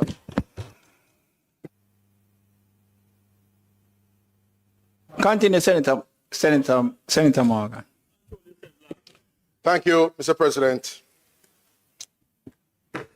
Mr. President, as we heard some moments ago, there is but one member of the Senate occupying the chamber at present that has the distinction, as it were, and antecedent of having served as a commissioner on the Electoral Commission of Jamaica. Who's that? Who that? Mr. President, in making the opening presentation on that side, in this debate, in this space, among other things, Senator Bunting, erstwhile commissioner of the Electoral Commission of Jamaica. I'm a Central Manchester MP too. Well, He, among other things, Mr. President, indicated that he is shedding some light on the technical process. Mr. President, on the occasion of the presentation or one of the political rallies in respect of our colleague opposite, Senator Janice Allen, over in St. James Central, Senator Bunting, in remarking on the work that was done, work that he moments ago described as considerable technical work, how painstaking and extensive it was, gerrymandering. he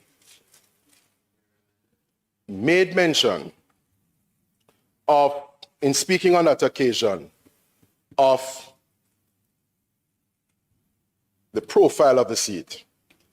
And there's a quote from Senator Bunting, Mr. President, that reads thus. He was speaking in relation to the creation, yes, the establishment of the St. James Central constituency. I quote, "And it was cut to be, well, from my perspective anyway, Yes. a People's National Party seat. What? See, And we won it the first election that was held in Central." what? Hold on, say that again. What did he say? What did he say?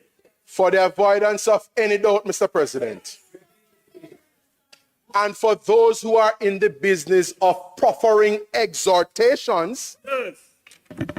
and schooling people on the question of gerrymandering. If you want to understand what gerrymandering is, if you want to know what gerrymandering is, Senator Peter Bunting, speaking at a political rally for Senator Janice Allen, among other things said, in relation to the creation of the seat, in relation to the creation of the St. James Central seat, said, "And it was cut to be, well, from my perspective anyway, a People's National Party seat." What? Hypocrite. Hypocrite. And fear lectures and gerrymandering. Hypocrite. Hypocrite. Is that how we do business, my friend? Hypocrite. Is that how we cut seats? Have the audacity to the lectures and gerrymandering. Hypocrite. You should be ashamed. You should be ashamed by yourself. I'm coming here talking about gerrymandering. Hypocrite. Hypocrite. Come on, God, that's to talk about gerrymandering. Hypocrite. Mr. President, Look here, I'm asking everybody, folks, members, Senator Bunting. All right, you have said enough. Senator Bunting. Continue, Senator Morgan, please. Mr. President, these kinds of reactions, the eliciting of these reactions was anticipated. My best is yet to come. You will find out. You're ashamed. Sit quietly and you will find out. Mr. President, the definition of gerrymandering is clear. for those who may seek to project onto others, for those who may seek to charge that in the creation of Portmore as Jamaica's 15th parish, that what the administration is embarked on is gerrymandering. I will commend to them the quote I just entered into the public record and the record of the parliament just now. Gerrymandering, Mr. President, as the senator opposite espoused earlier, is the deliberate manipulation of the boundaries of an electoral constituency so as to favor one party or class. Mr. President, the gentleman said, and it was cut to be, well, from my perspective anyway, a People's National Party seat. Shameless. Shameless. Shameless. And what is particularly egregious, Mr. President, and what is particularly egregious, Mr. President, is that the goodly gentleman was a commissioner of the ECJ at the time. He was the general secretary of one of our main political parties at the time. And he's someone who is known to be prolific in standing on a soapbox in relation to matters such as those that are before us this morning. In other words, grandstanding. That's what he's prolific at, grandstanding.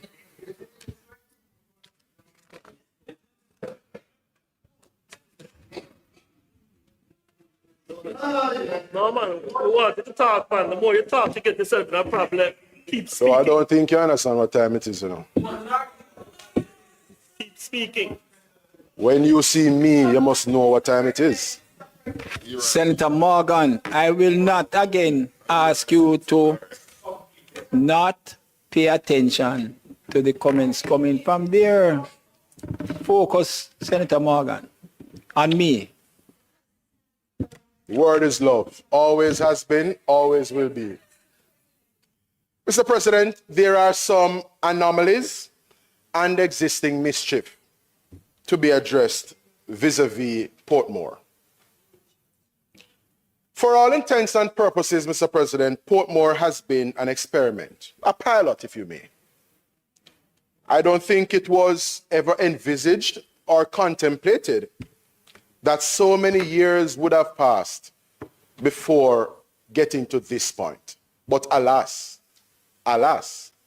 we are here now on the cusp of creating Jamaica's 15th parish, that being Portmore.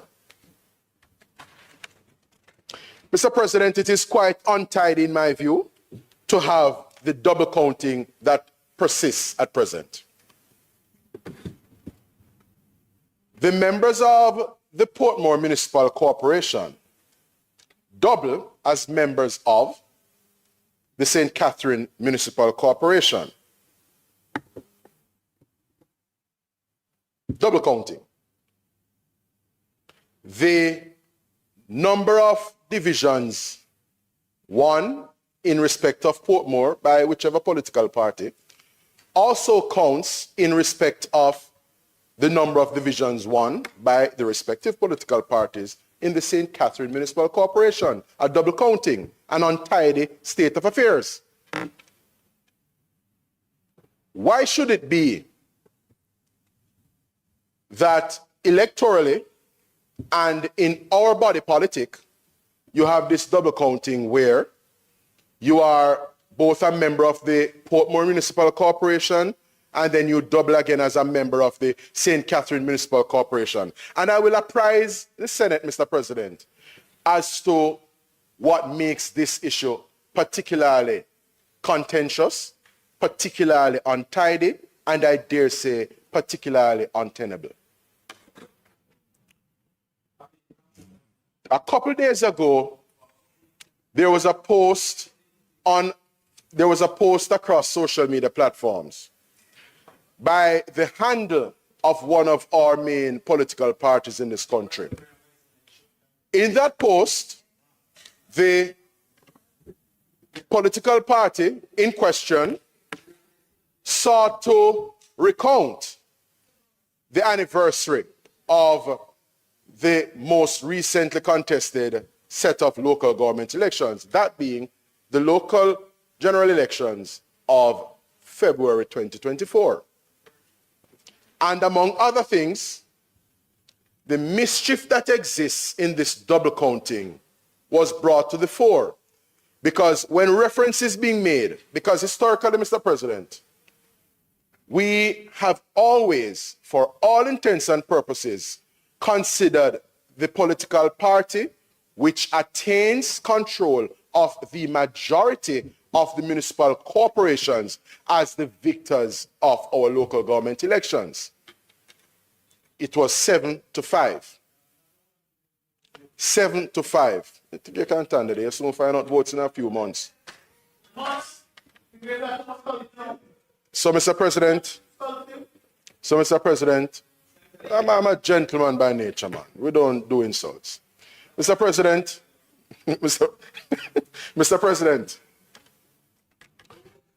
how can it be that you lay claim to the St. Catherine Municipal Corporation, as you should, and then you seek to double count for the purposes of declaring and determining the victors of the local government election, the Portmore Municipal Corporation, which, coming back to our math class, Senator Crawford, Portmore is a subset of St. Catherine, at least up to this point. That mischief will be solved in the weeks ahead.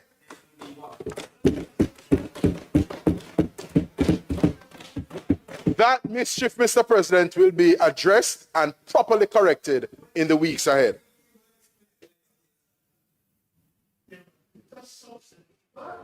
Mr. President, over in Portmore, there are some constituents who feel like they are disenfranchised and, quite frankly, existing in no man's land.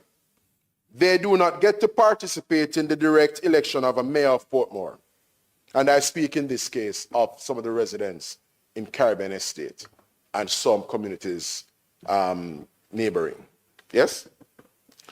So some constituents over in that space, Mr. President, though they elect a Portmore councillor, when they go to the polls, they do not get handed a ballot to elect the mayor of Portmore, i.e. the directly elected mayor of Portmore.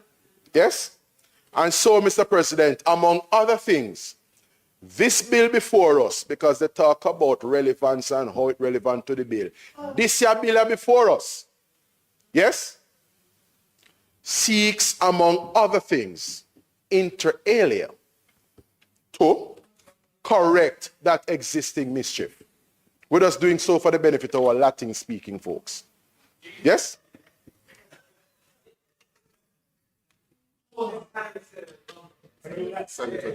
That is it, my G. Portmore, Mr. President, Portmore, as a city municipality, Mr. President, is divest of true administrative authority. Portmore councillors only get paid if they go and sit and attend upon meetings in the St. Catherine Municipal Corporation. The revenues from taxes paid by the citizens of Portmore are first remitted to the St. Catherine Municipal Corporation, yes, and is subsequently shared with Portmore. And what is discomforting and perhaps offensive to some citizens and observers in Portmore is that only a percentage, only a fraction of those tax revenues are remitted for their use and their discrete purposes in the geographic space that is the Portmore municipality at present. That is a mischief, I dare say, Mr. President, that needs to be corrected. And so as I wind down, Mr. President, I don't think you would want that. Mr. President, at a time when the major organized crime and anti-corruption agency MOCA has indicated that it is investigating and embarked on its body of work vis-a-vis financial irregularities, yes, amounting to over $1 billion Jamaican dollars at the St. Catherine. At the St. Catherine, it is sub-investigation, not yet sub-judice. No, not yet. But you know about charge. I know you know about it. Don't rush it. No, you know about The charge. Molotov people will know well about charge. Molotov folks. Bangli, tell you about that.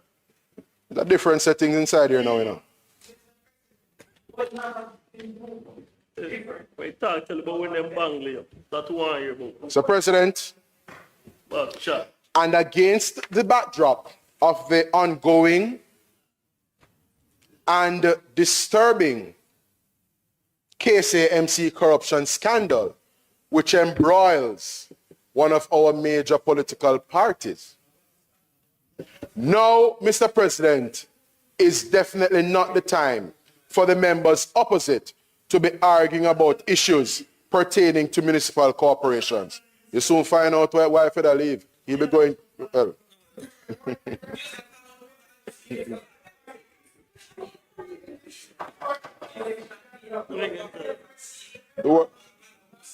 The word is love. The word is love. Senator Morgan. Senator Morgan. Senator Morgan. Just reminding them, Mr. President, that the word is love. Always has been, always will be. So, Mr. President, there are persons who are looking on this debate, and indeed, residents of Portmore who take a very dim view of persons, certainly the members opposite, being averse to their emergence as Jamaica's 15th parish. In circumstances where, yes, in circumstances, well, our people have been polarized. In circumstances where there have been these egregious allegations of financial irregularity and, I dare say, impropriety at our municipal corporations. Mr. President, my colleagues will be speaking further on the question of the opportunities that lie ahead for Portmore. But just to be clear, I think one of the things that we should concentrate our minds on, even while we're on the cusp of creating Portmore as a new parish, is the question of climate change, the impact thereof, and resilience that need to be built. For example, the Port Henderson Strip and the Hellshire space. Resilience is of paramount importance. Traffic management, Mr. President, is also an issue in Portmore. And so we are commending, Mr. President, we are commending some things for focused attention and consideration as we bring the people of Portmore into what they have long envisaged and what they have long aspired to for themselves in that space. Now, soon to be the 15th parish of Jamaica. So we're delighted, Mr. President, at the announcement that came just yesterday regarding the earmarking of land for the establishment and build out of a much, Mr. President, of a much vaunted hospital there in Portmore. So with those words, Mr. President,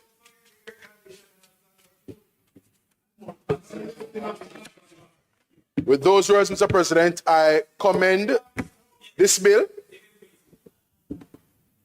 We are delighted, particularly as someone who has been a resident for almost all my life of Portmore.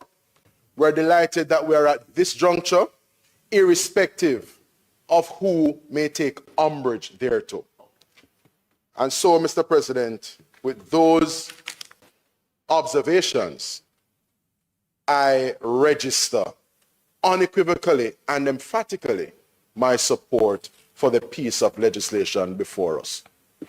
Thank you, Mr. President. All right, thank you, Senator. Senator Bunting, don't leave us. Thank you, Senator Morgan. And before Senator Morris Cummins, you can put the lecture in there.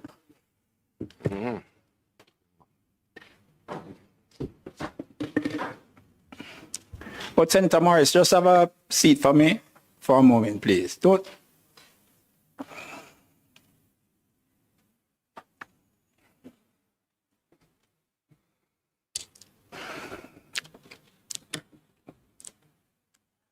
A letter was referred to during the presentation of Senator Bunting's presentation. And he made mention of the date of the letter,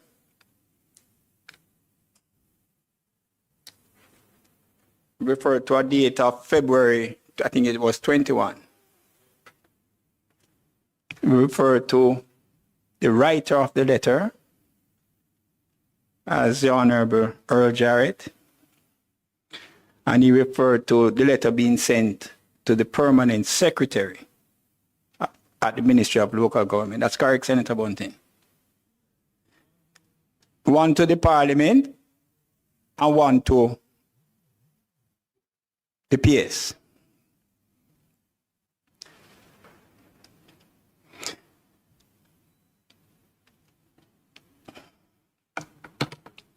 The letter of June 18th, 2024 is the one that you refer to the PS, was sent to the PS. And that letter was sent undercover in February to the Parliament, to the clerk. That's what you made reference to. Yes. So the June 18th letter was attached to the February letter. But the letter that you made quote from was that from Mr. Jarrett, which is the June 18th letter. Is that correct? And yes, the June 18th letter is the one that you quoted from. I know, because I requested a copy of the letter and I made inquiries of the clerk. I'm just asking him to confirm if that is correct. So, the letter that referred to the letter, well, I was able to see it from here now, in respect to the 2-page letter, yeah. The June 18th letter, and what I find concerning to me, the letter is written as a without prejudice letter. The letter is written as a without prejudice letter.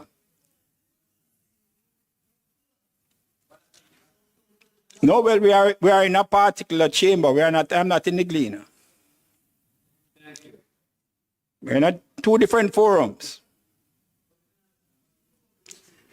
Without prejudice. No, he quoted from the letter. He read from the letter, not from the Gleaner. I'm just bringing to this chamber's attention that when a letter is written without prejudice, there are restrictions that the writer has placed on the letter.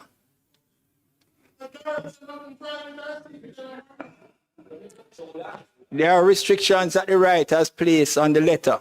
And one of the restrictions he writes it without prejudice is that he himself is not prepared to stand on it.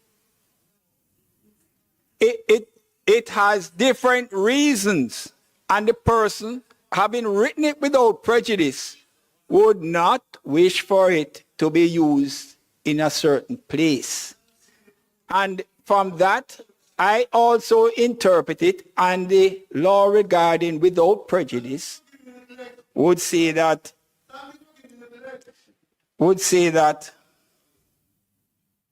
the person who wrote it himself is not prepared to stand on it. I didn't say that is all that it means, Senator. So it's a little unfortunate, Senator Bunting, that you would have breached the writer's privilege. You would have breached the writer's privilege. The letters are without prejudice letter. And when letters are written without prejudice, then they have confidential limitations to it. All right? Senator Bunting, But I have not, and until I get silence, right? So I ask you, was it the without prejudice letter that you read from? I'm going to do that, sir. But guess what? You turn on Senator Morris's 2 mics, it comes down in an order. Thank you. All right. So, the simple question, was it the without prejudice letter that you read from Senator Bunting? If you would turn on the mic. It's on. Yes. I read from a letter dated February 12th, 2025, addressed to Miss Colleen Lowe. It says by hand and email. It has no without prejudice on it. The letter that you quoted from. Allow me to complete. It quotes sections that were sent in a previous letter, but this letter has no without prejudice on it. It attaches the letter that says without prejudice, but it is this letter that I read has no without prejudice again. And further, it is published in the Gleaner newspaper. You did not quote from a Gleaner report. But that is what I am saying. You further. And Senator Bunting, I have both of them. I have both of them, and the clerk has presented them. And I am saying what you quoted from would have indicated the without prejudice comment. You read from it.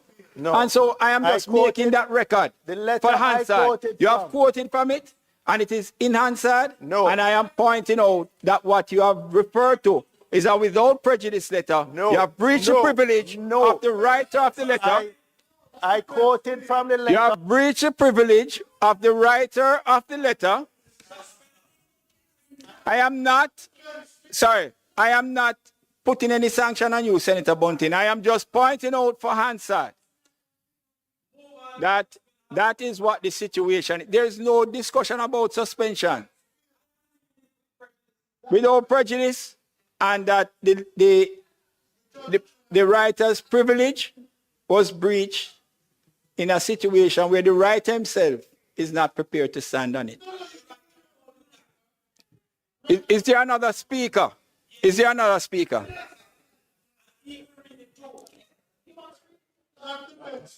Senator Scott Motley, can you assist, please? Senator Floyd Morris.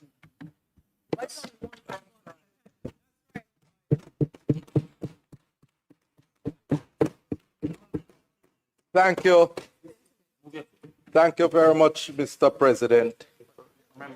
And I want to indicate from the outset, Mr. President, that I'll have to cut my presentation and leave early because I should have left here from 12 o'clock as I intend to travel on official business tomorrow, and I have a number of things that I have to accomplish before the day is ended. And so, Senator Seabright, I understand that you are going to be speaking, making an intervention, and I really want to, in particular to you, to say I'm sorry that I'm not going to be here to hear your presentation because it's your maiden presentation. But don't blame it. Don't blame it as disrespect. I think it would be more for on the garrulous presentation that was made before that you would have to lay the blame on. Mr. President, I have been taught in this honorable chamber that when I'm making a presentation on a bill, the first thing you do is to look at the objects and reasons. And so I have looked at the memorandum of objects and reasons. And I want to repeat what it says, a section of it, that is.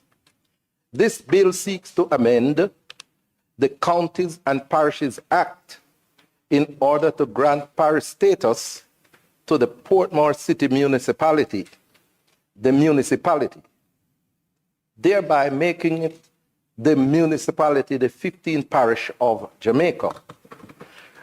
This represents a historic milestone, as it will be the first time that a parish is being established in post-colonial Jamaica. It is envisaged that the designation of parish status of the municipality will strengthen its lobbying capacity, empower its citizens to more independently chart the course of development, rather than being subject to the decisions being made by the parish of St. Catherine, of which the municipality is currently a part, and facilitate the opportunities to autonomously manage its allocated resources. Mr. President, I make 3 points in this debate with regards to this memorandum of objects and the bill herein. And I do so, Mr. President, because I was a part of the Joint Select Committee that looked at the issue, to which the People's National Party members, or members of the opposition, tabled a minority report and expressing our objections to the way the matter was being acted upon. And we still stand by that, because we stand with the people. We stand with the people. Mr. President, I have listened to the debate, and I've heard much talk about the historical nature of this move. And whilst it is that the leader of government business spoke about the post-colonial situation where parish designations are concerned, there's a historical inaccuracy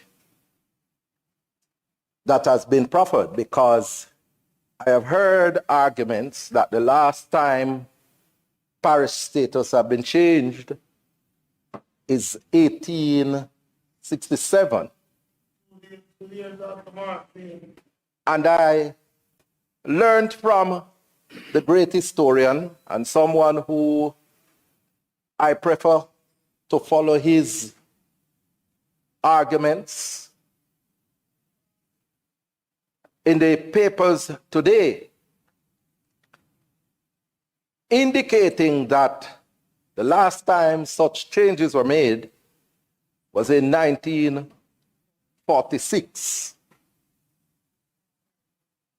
And that meant that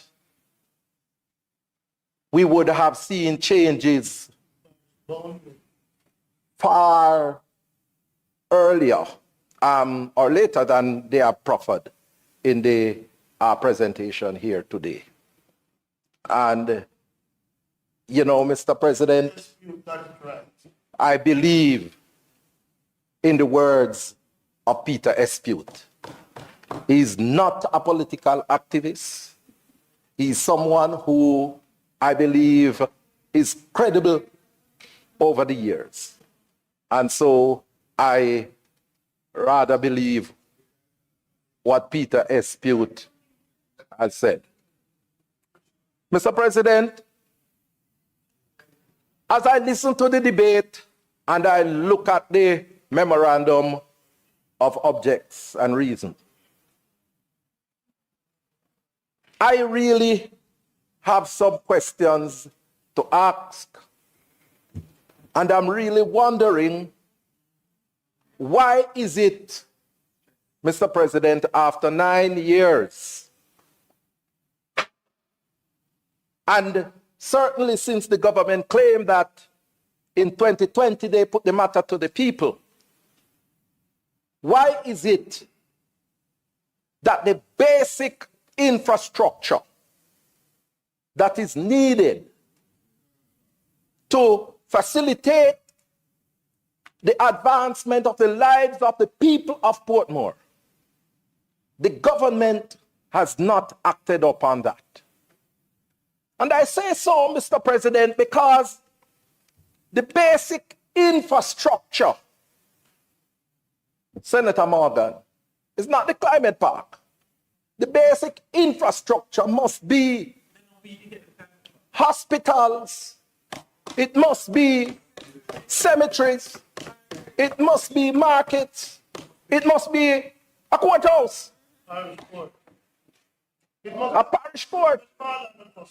And Mr. President, I have looked across the country. I've looked at St. Thomas in the east, and they have a hospital, they have a public cemetery, they have markets, they have courthouse. I have looked to the west in St. Mary, and we don't only have one hospital down there, you know, Mr. President. It's 2 hospitals in the parish of St. Mary, Anata Bay and in Port Maria.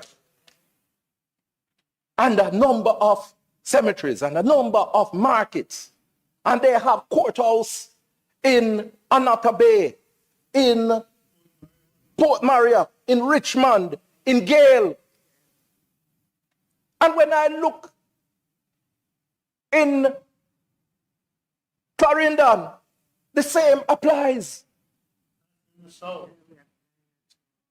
You have hospital in Maypen, you have hospital in Chapelton, Lionel Town, and you have markets all over, you have cemeteries all over, and you have courthouses all over.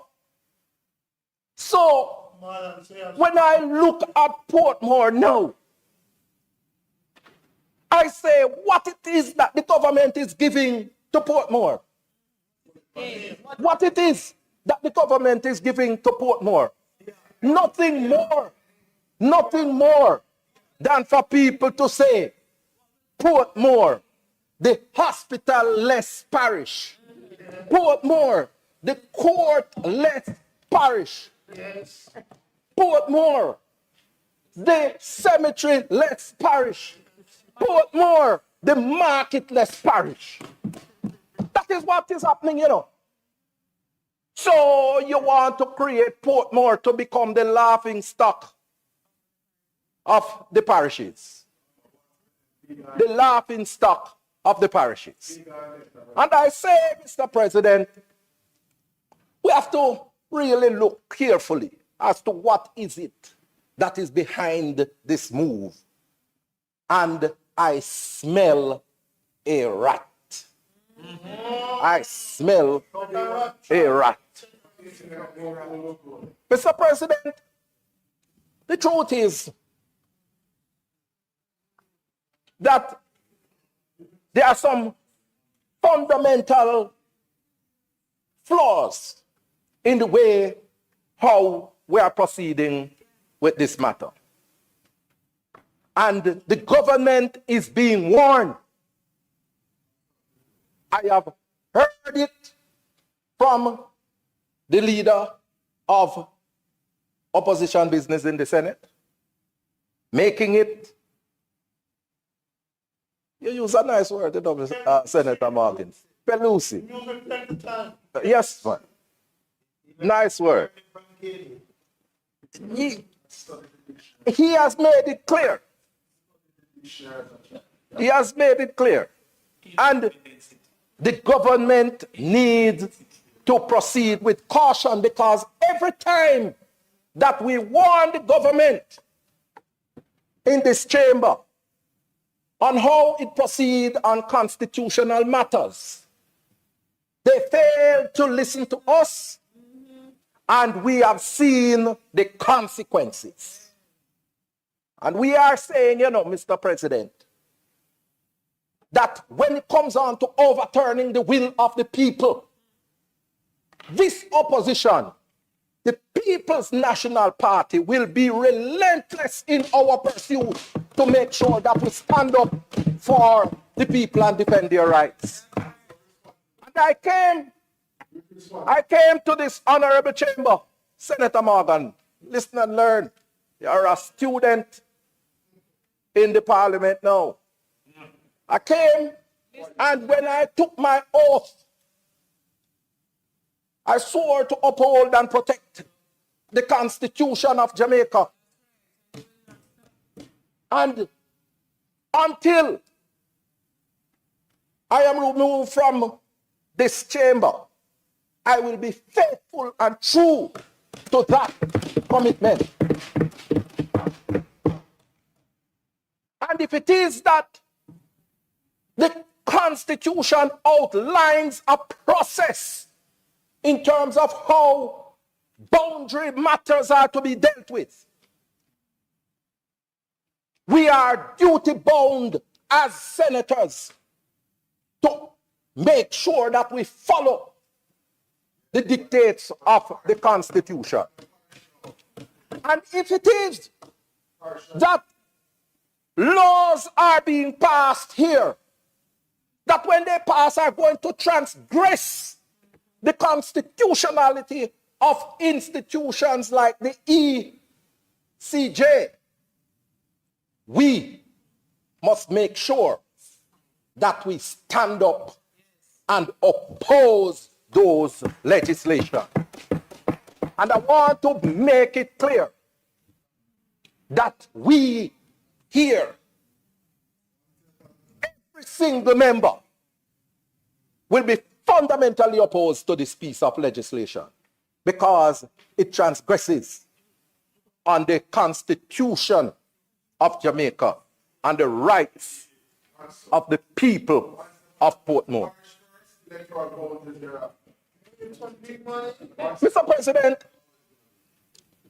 Mr. President, the final thing that I want to say, that I deem offensive, because as a part of the democracy, the people of Portmore have the right to directly elect their mayor. Have a right to directly elect their mayors.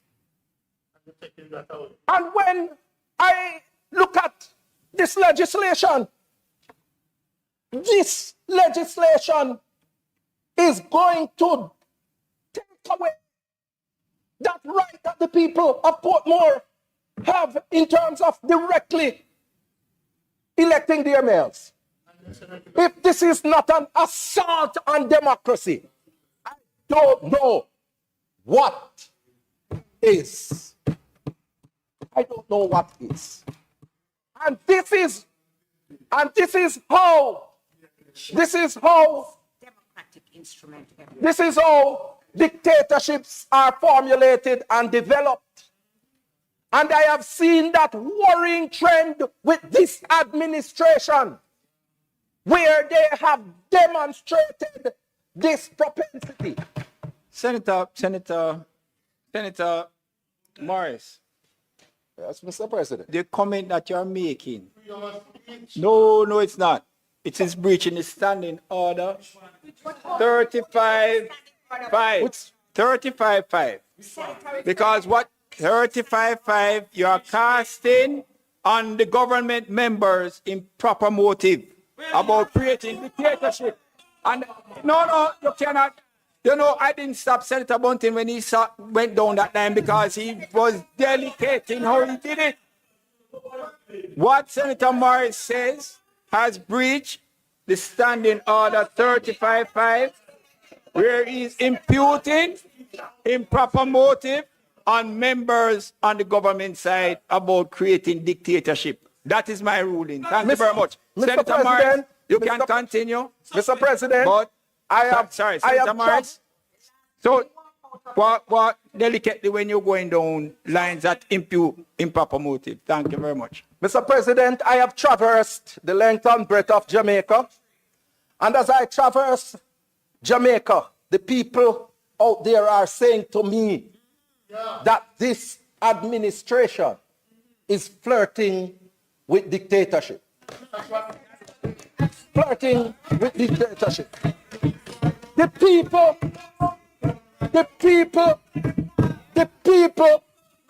in Southeast St. Mary tell me that, and that's why they said that they are going to remove the member of parliament out there. They in Western St. Mary have told me that, and they said that they are going to remove the member of parliament out there. And so, Mr. President, the people of Central St. James have told me that, and they say they are going to remove the existing member of parliament down there. And the people of Northwest Central have told me that. And so, Mr. President, all I am simply doing here is repeating what the people say. May it please you, Mr. President.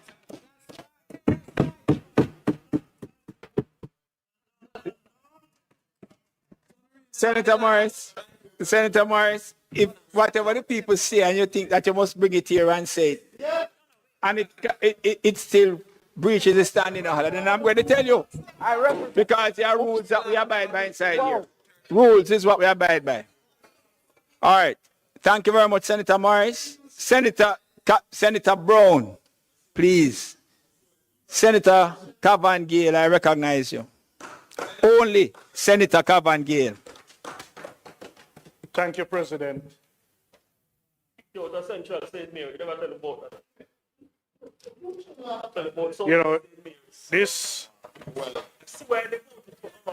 substance. This is a very interesting. Members. Please. Senator Gale. A government has its fundamental responsibility to improve the lives of its people. Indispensable responsibility. And in this debate, that is entirely the intention and mandate in which this government intends to pursue.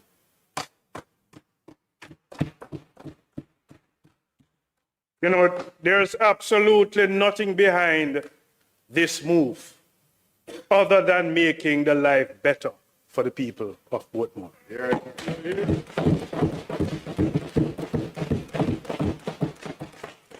And an opposition of this proposed legislation is seeking to oppose the improvement of the life of the people of Portmore. Mr. President, I'm speaking on this matter of historic significance. The granting of parish status to Portmore City Municipality. This is an initiative, sir, outlined in the bill that is seeking to amend the Counties and Parish Act.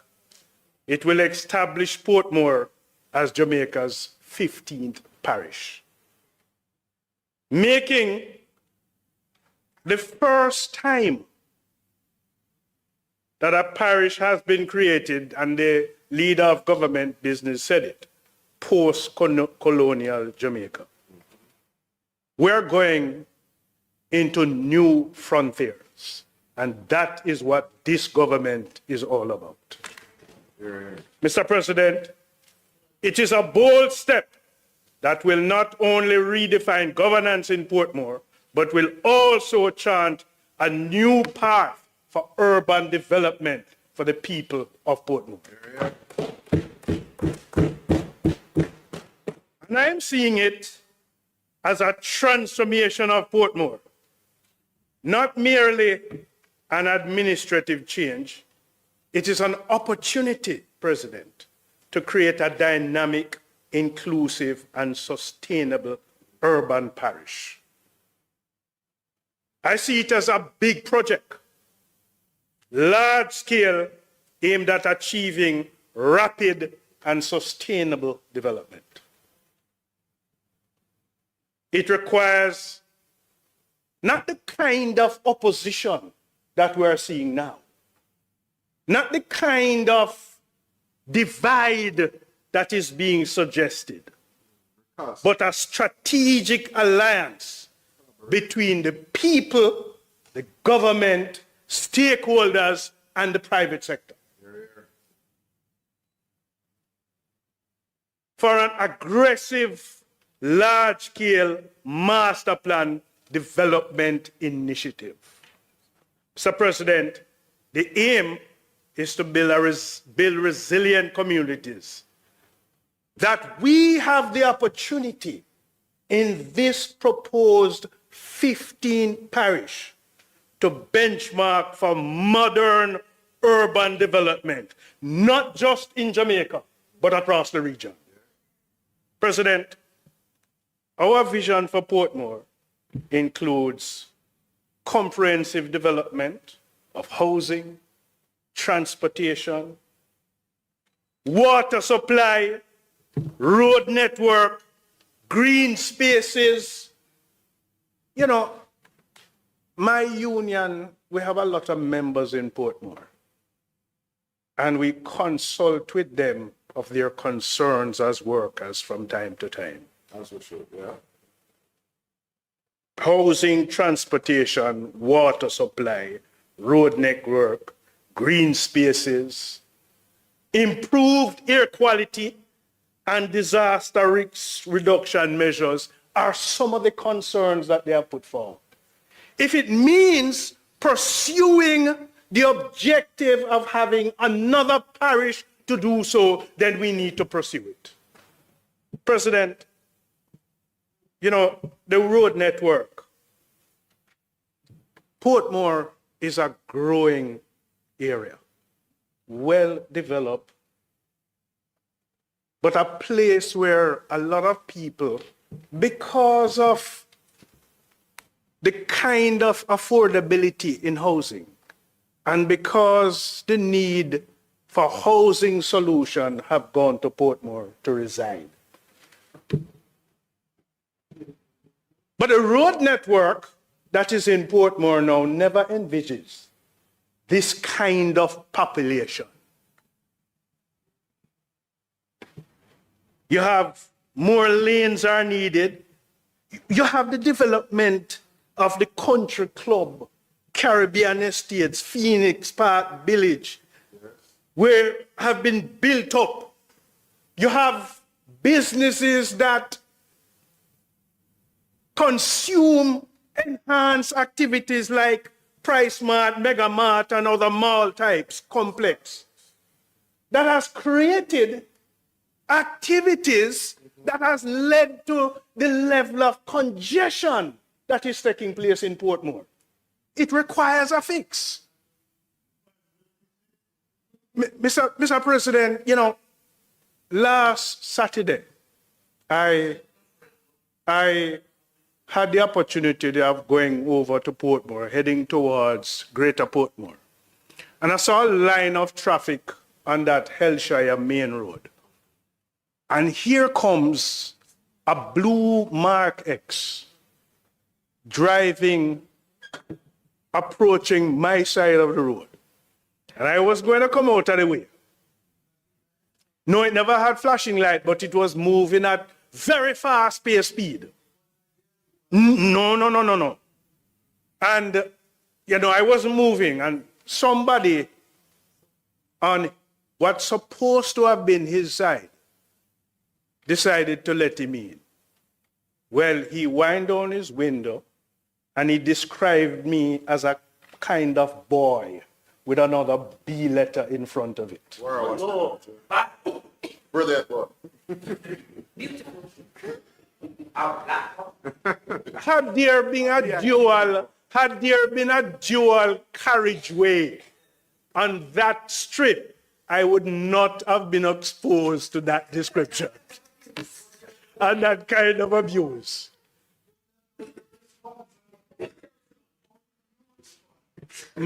I don't think my response would be parliamentary in nature. But, Mr. President, I'm pleased that the government has earmarked $350 million to dualize Brayton and the Hillshire.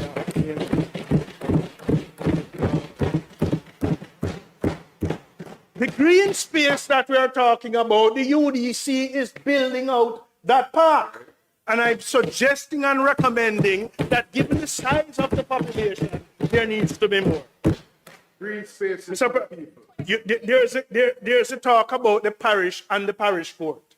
And when I looked at the little courthouse that is over there, that may have been built out from a quad, we have the opportunity to build out a modern parish court in Portmore. Senator Floyd Morris has exited the chamber. You know, we have marketing. Time it's on 1:20. Mr. President, the time being 1:20, might the Senate be permitted to sit beyond 1:30 to complete the business of the day? And you have heard the question, members. Those in favor? Those against? The ayes have it. Continue, Senator again. Yeah, you know, we have in Kingston and St. Andrew, the Papine Market, Crossroad Market, we have Coronation Market, Jubilee. There's another one. No, we relocated the persons. Mr. President, Portmore deserves its own market of an expansive nature. And that traffic that is coming out of Portmore on a Saturday morning, what the people are saying, well, we are going to curry. We're coming to downtown for the market. They deserve their own market. President, you know, we spoke about the hospital. And, you know, there have been improvements in the health facility. But one of the things is that we may be short on in Portmore is a kind of 24-hour medical facility. Yes. A 24-hour medical facility. The people in Portmore also have raised concern continuously about improvement in the water supply and the sewage system. And, you know, I spoke to the minister with responsibility for water, and he had indicated that there is intention of major development of the Rehoboth water supply system to improve water supply in Portmore. He also indicated that they have cut leaks in Portmore by 40%. And you know, we're discussing the memorandum objects and reason that your colleague spoke about also emphasize the question of development. That is what I'm speaking about, if you don't understand. He means well enough. I know he means well, but sometimes when he sits as a pupil and not as a teacher, he's a little slow. No, that. Well, he's not the teacher. Mr. President, you know, participatory planning can be the core of this transformation, ensuring that the citizens have a continuous voice in shaping their communities. And the framework for Portmore as Jamaica's first smart parish includes a critical infrastructure improvement in water supply, power generation also, flood control due to climate change, waste management, and I want to suggest that we have the opportunity to create a state-of-the-art transport connectivity network. Mr. President, Portmore is poised to become a major economic and cultural hub. It has the opportunity to attract businesses, even promote tourism and offer diverse cultural experience. And so, as part of this transformation, sir,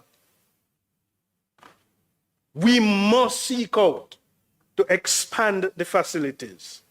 You know, a lot of the residents and the young people in Portmore have to come to Kingston for their education. I believe that a crucial aspect of Portmore's transformation is the expansion of educational and vocational training opportunities. I am seeing, President, an extended campus of the Caribbean Maritime University offering specialized training in logistics and supply chain management in Portmore,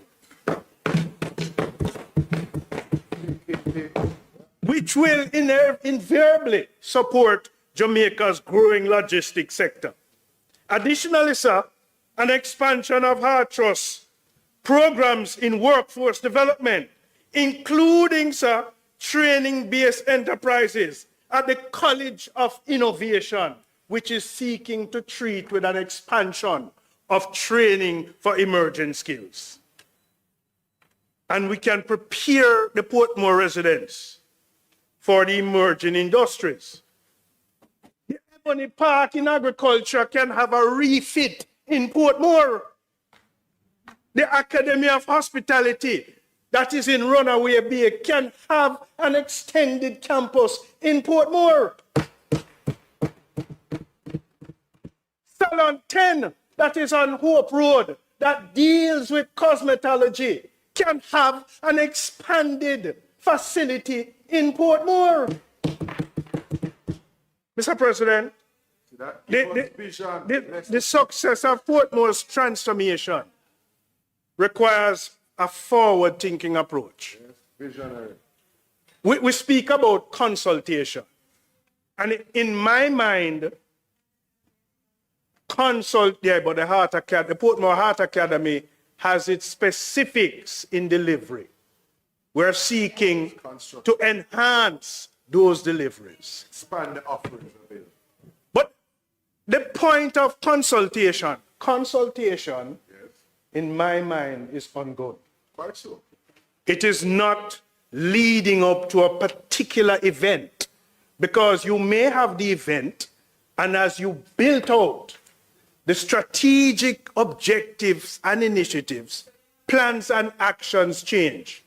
What I'm suggesting is that I'm proposing the creation of some sort of interactive digital master plan, a living kind of document, accessible to the public, accessible to developers and stakeholders, a digital kind of twin model that the residents and citizens of Portmore can understand what is being planned and progressed on their behalf, and they can also include their suggestions as they go along. That is active consultation. What it also allows and demands is accountability. You know what is being done. You can map it. And this is how you keep the consultation active. Mr. President,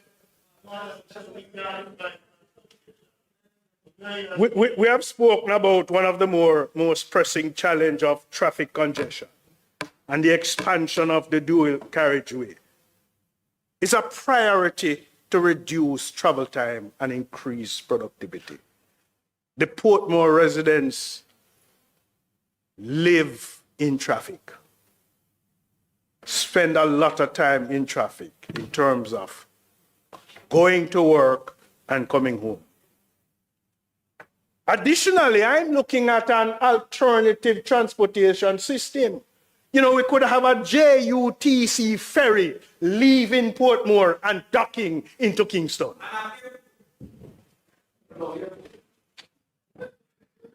You know, part of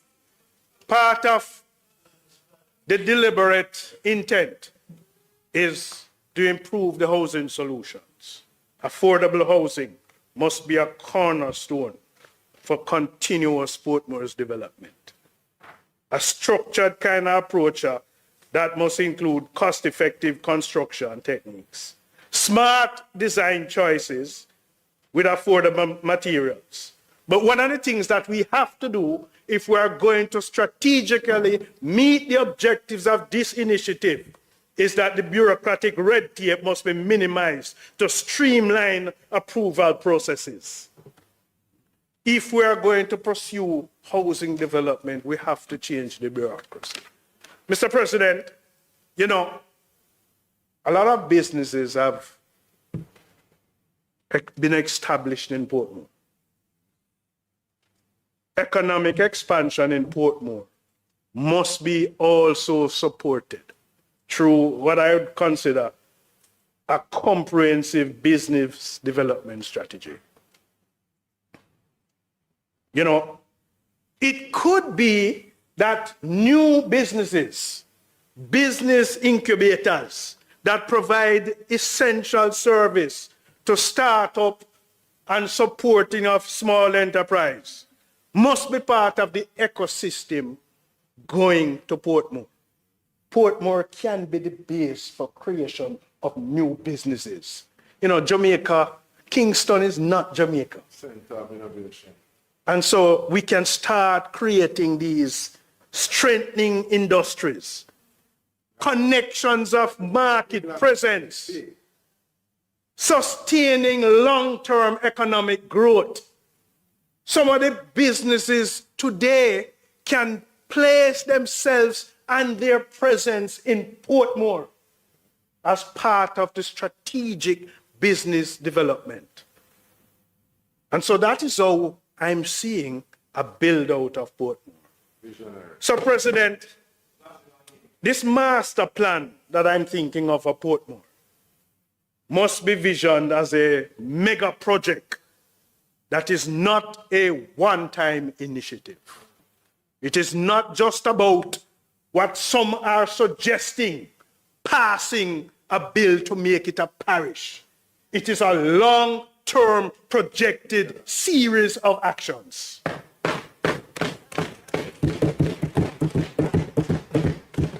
It is intended to be continuous. It is intended to be an evolving project that will drive sustainable growth for generations to come. President, the elevation of Portmore to parish status will empower its citizens, enhance its governance structures, and unlock its full economic potential.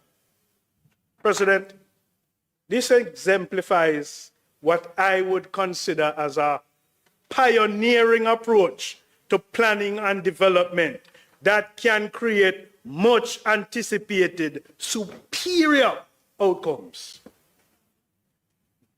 It represents a bold, transformative step towards creating a dynamic, resilient, and prosperous urban development. Mr. President, I think today we all, for the benefit of the people of Portmore, commit to this vision.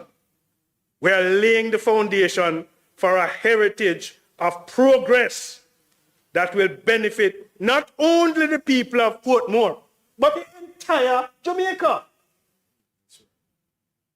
So this 15 parish initiative will stand as a testament to our commitment to development as a JLP administration.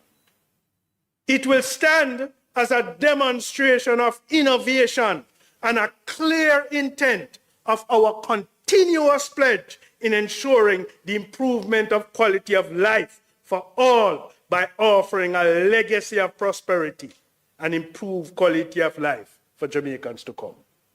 So it's not for today. It is not for this conceived notion built as part of a fiction of some people's imagination that this is about boundary change. It is about the intention for the development of the people of Portmore. And So, Mr. President, I urge our full support for this bill as we take this historic step towards our nation's development. Thank you, Mr. President. Thank you, Senator Gill.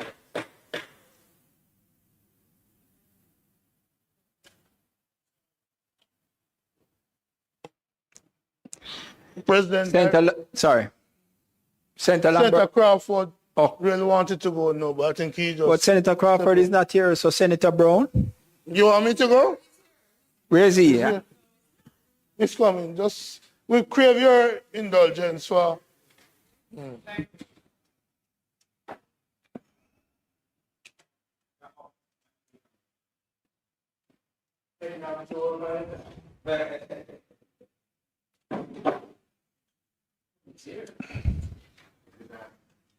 Senator Damian Crawford.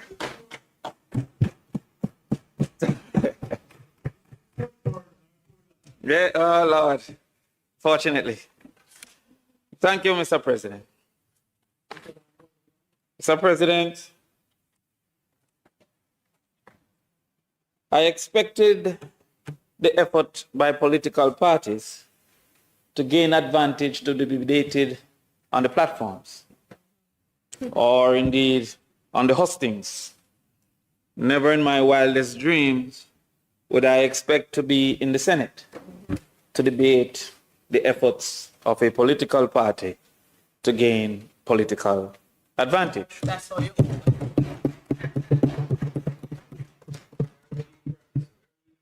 Indeed, Mr. President, the business of government has continuously been captured by the game of politics. Indeed, Mr. President, what we have here is an effort to seek political advantage and to, as Minister Bunting suggests, to gerrymander.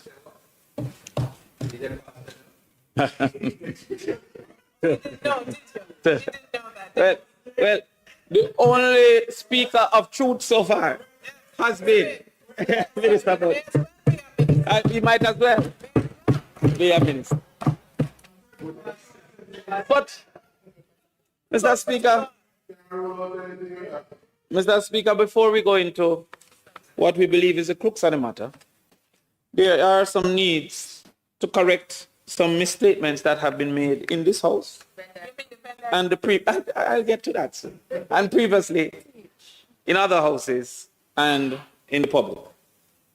The first, unfortunately, Mr. Speaker, is somehow the concoction, Mr. President, is the concoction that Portmore is the vision of Edward Seaga. Let's clear that up. Let's clear that up. I turn, Mr. President, to indeed what can go so. I turn, Mr. President, to no less of a source than the Jamaica Library Service. I think we can trust the Jamaica Library Service. They may fire them after this or carry them to court. Without prejudice. This is with prejudice. Mr. President, the Jamaica Library Service indicates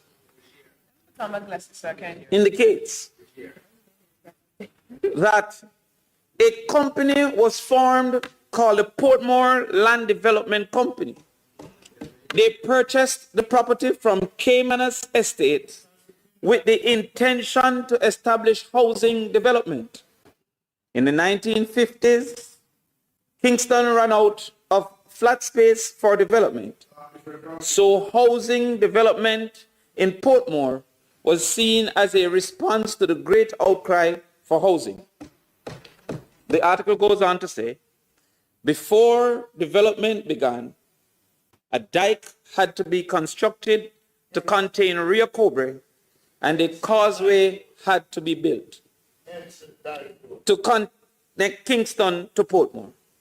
The lowlands also had to be filled by dredging the harbor and quarrying marl from Port Henderson Hill. Once this was completed, the development of housing could begin. From 1956 under Norman Washington Man. How then could they have come to claim? And I give credit where credit is due.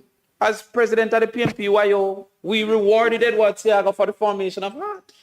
We had a whole dinner for him, he came. Mr. Seaga would have been confused by what he's seen from the Jamaica Labour Party. An effort to divide and distract.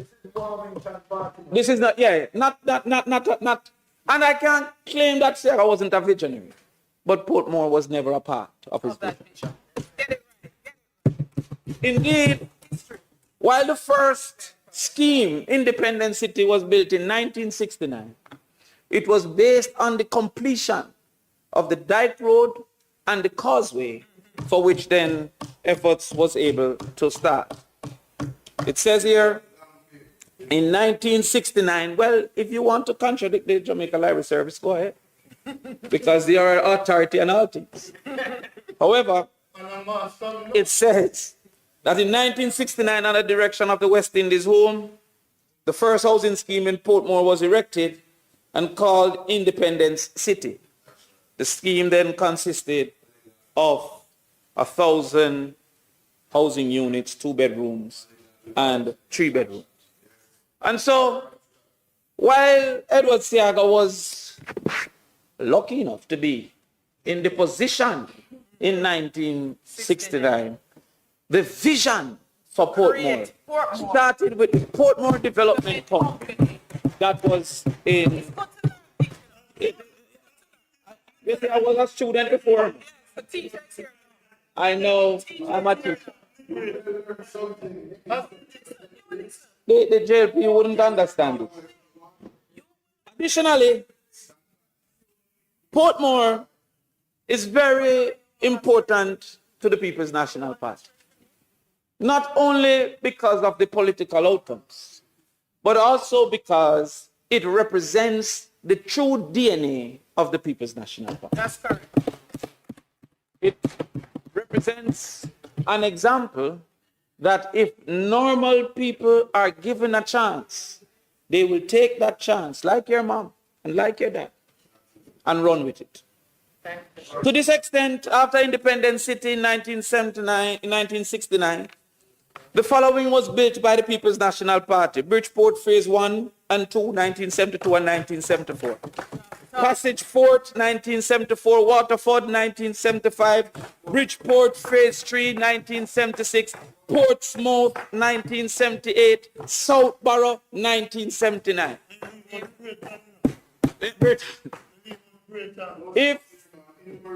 If it was, I'm coming. If it was indeed the vision of Seaga, which we are proving it was not, they saw a great reduction when he regained power, where housing had reduced to only 3 in the 1980s, Westchester, West Bay, and West Bay Phase 2. However, in the 1990s, West Bay Phase 3, Bridgeview, and as well, one of the largest construction of housing units, Greater Portmore, was there. I have to give them the PJ look for Greater Portmore. So when we did 10,000 in the 1990s, it suggests that we are no less than 10 times the 1,000 that they did in 1969. That's right. We go further. Go further. Just to mash down. We come in because Portmore must know who their friend is and who their foes are. The schools that we built in Portmore include Ascot High School under the People's National Party, Cedar Grove Academy, Greater Portmore High, Waterford High, Bridgeport Primary, Gregory Clark Primary. Your schools are Independent City Primary School, thank you, for the People's National Party. Kensington Primary, Nugget Primary 1979, Portsmouth Primary 1976, Southborough Primary 1979, Waterford Primary 1975. That's right. I stand corrected because Cedar Grove was 2013. I think that was in the Jamaica Labour Party. A continuation and completion. So those are the facts as it relates to Portmore and the relationship with the People's National Party. Now, coming out of that, there was further lies and misinformation to suggest that a basis of the bill is to have Portmore manage its own affairs and own funds. Now, if you had consulted the necessary document, one would have recognized that Portmore currently gets its own funds and manage its own affairs. I will guide you firstly to the local government ministry's website. In the local government ministry's website, it says by the last day of each month, each municipal council is paid out 90% of the amount of property tax paid in the relevant parish and 25% of the, I can't see like one time, and 25% of the amount paid for motor vehicle license. Like St. Catherine, separately, Portmore municipality receives 90% of what is collected in property tax. And like everybody else, Portmore receives 25% of what is collected in motor vehicle license. Now, contrary, there is a, what you call another fund for which the 10% goes, managed wholeheartedly by the minister. So if Portmore is diverting any money from Portmore, it is being managed currently by Minister Desmond Mackenzie and the Prime Minister of Jamaica, not by the Parish Council of St. Catherine. That is why the closest to minister of the church would be Minister Bunting, because the truth has migrated from over that side. Secondly, the rest of the funds are then contributed to each municipality based on the kilometer of roads that exist. To date, there are 2 recommendations for boundaries of the quote-unquote parish of Portmore. The JLP boundary reduced the number of kilometers of roads and by extension reduced the probability of funds coming to Portmore. Yes. That is a lie from the bottom of the pit of it. Not twisting facts. You want to read it? All right, I got to move from the local government website and go to the Portmore municipality website. I don't want you to say that it is not correct. Yeah, my eye get foggy. It says here. It says here from this particular website that, let me just hurry up and find it here. Yes, I can fix it. It says, the parish council, based on the number of miles of parochial road in the parish and expressed as a percent of the total number of miles of parochial roads in the island. So if Portmore under boundary A have 1 kilometer and the island have 10, Portmore will get less if under boundary B they had 2 kilometers and the island still have 10. Now, unless we have plans to expand the island, because they might now go and capture all Haiti now to make them vote. If Haiti can't vote for them win the election, they will do. So therefore, the boundary that the ECJ proposed, the boundary that the ECJ found to be reasonable in communication with both political parties, would have given Portmore more than the current boundaries that they are suggesting. It would have, I'll soon get to that because we soon reach a Venn diagram. It also would mean that there are less money to be collected from property taxes if a smaller segment, therefore, would have less properties, all things held constant. Yeah. That is another lie that we have to mash down. They go further to suggest that Portmore don't have its authority. The only thing that Portmore shares with St. Catherine is the health people that come around and the health department and health unit. None other is not under the management directly of Portmore. You spoke for 2 hours and one speak in my 30 minutes. Additionally, there is a proposition being promoted that bills in this house have no duty to its impact on the superior law of the Constitution. And there should be no bill in this house that not only not consider, but encroach on that Constitution. So therefore, the argument that parish first and then constituency is negated by the fact that the parish bill cannot abridge the Constitution in any way.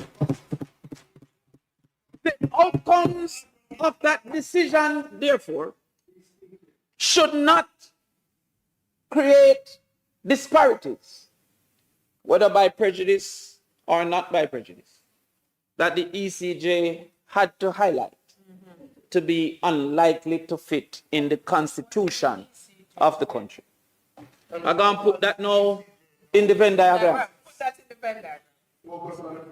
The law in the Constitution states that if you have one set, parish A, and another set, constituency B, there should be no intersection between constituency B with parish A and parish C. So therefore, if a constituency is shared by 2 parishes, that intersection is illegal, unconstitutional, and should not be allowed. Yeah. He studied the dictionary. He didn't study mathematics. So therefore, the intersection that is being created is illegal. Is against the Constitution. And though it was communicated by those in the know, what could be the reason?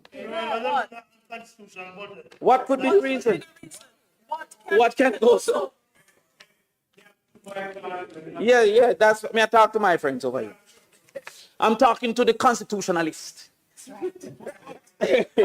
I'm talking to the friends of Portmore. There's another lie being told. That, well, they are claiming to be of the interest of the people of certain sections of Portmore. To say that places like Caribbean estates could not vote for the mayor.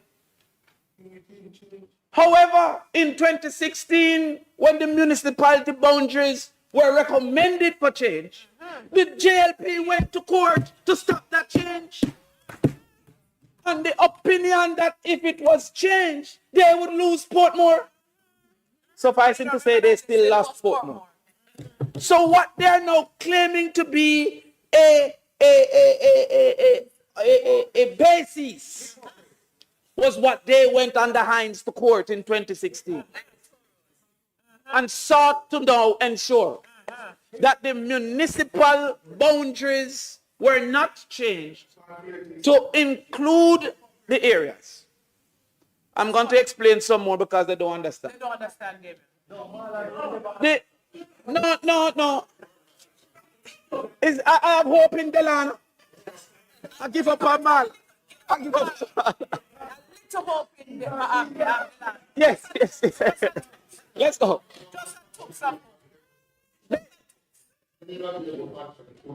That is why I make sure I give the time. The municipality would have its own constituents. Each parish division, each division also had its own constituents. When they wanted to extend the constituent boundary for the municipality, the JLP resisted that expansion. They then went to court and won on a, what do I call that now? A technicality that a win for the JLP. But you have now come to claim that that is a loss for the people of Portmore. You have now accepted the truth that when you went to court 2016, it was in an effort to disenfranchise Caribbean terrorists and other areas such as Caribbean terrorists. That is the same basis you are now claiming is a reason. But that didn't need a parish. That could have easily been corrected by just changing the municipal boundaries. Are coming soon. They then, yes, because I have a little thing to do. We come again to a situation where the JLP is seeking to sell that there is a relationship between development and parish. Indeed, they're seeking to suggest not only that there is a correlation, but that there is a causal relationship. That if a parish is established, it will automatically lead. Now, wait, no man. When you check it out,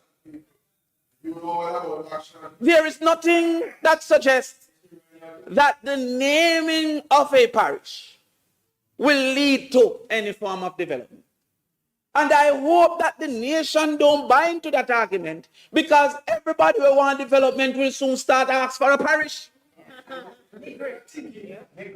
If based on your arguments that a hospital is based on a parish, then if Louisville wants an hospital, they should ask to be a parish.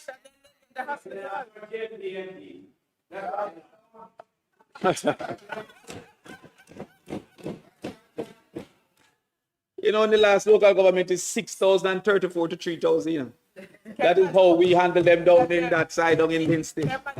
And Linstead have a hospital, you know about that. Linstead have a hospital. Mine Linstead said they want to be a parish now. I'm nervous. I'm nervous. But that form of machination, which they want us to assume is only coincidental, is an insult.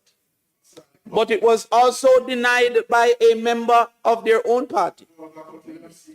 Edward Warmington, in having a conversation about this.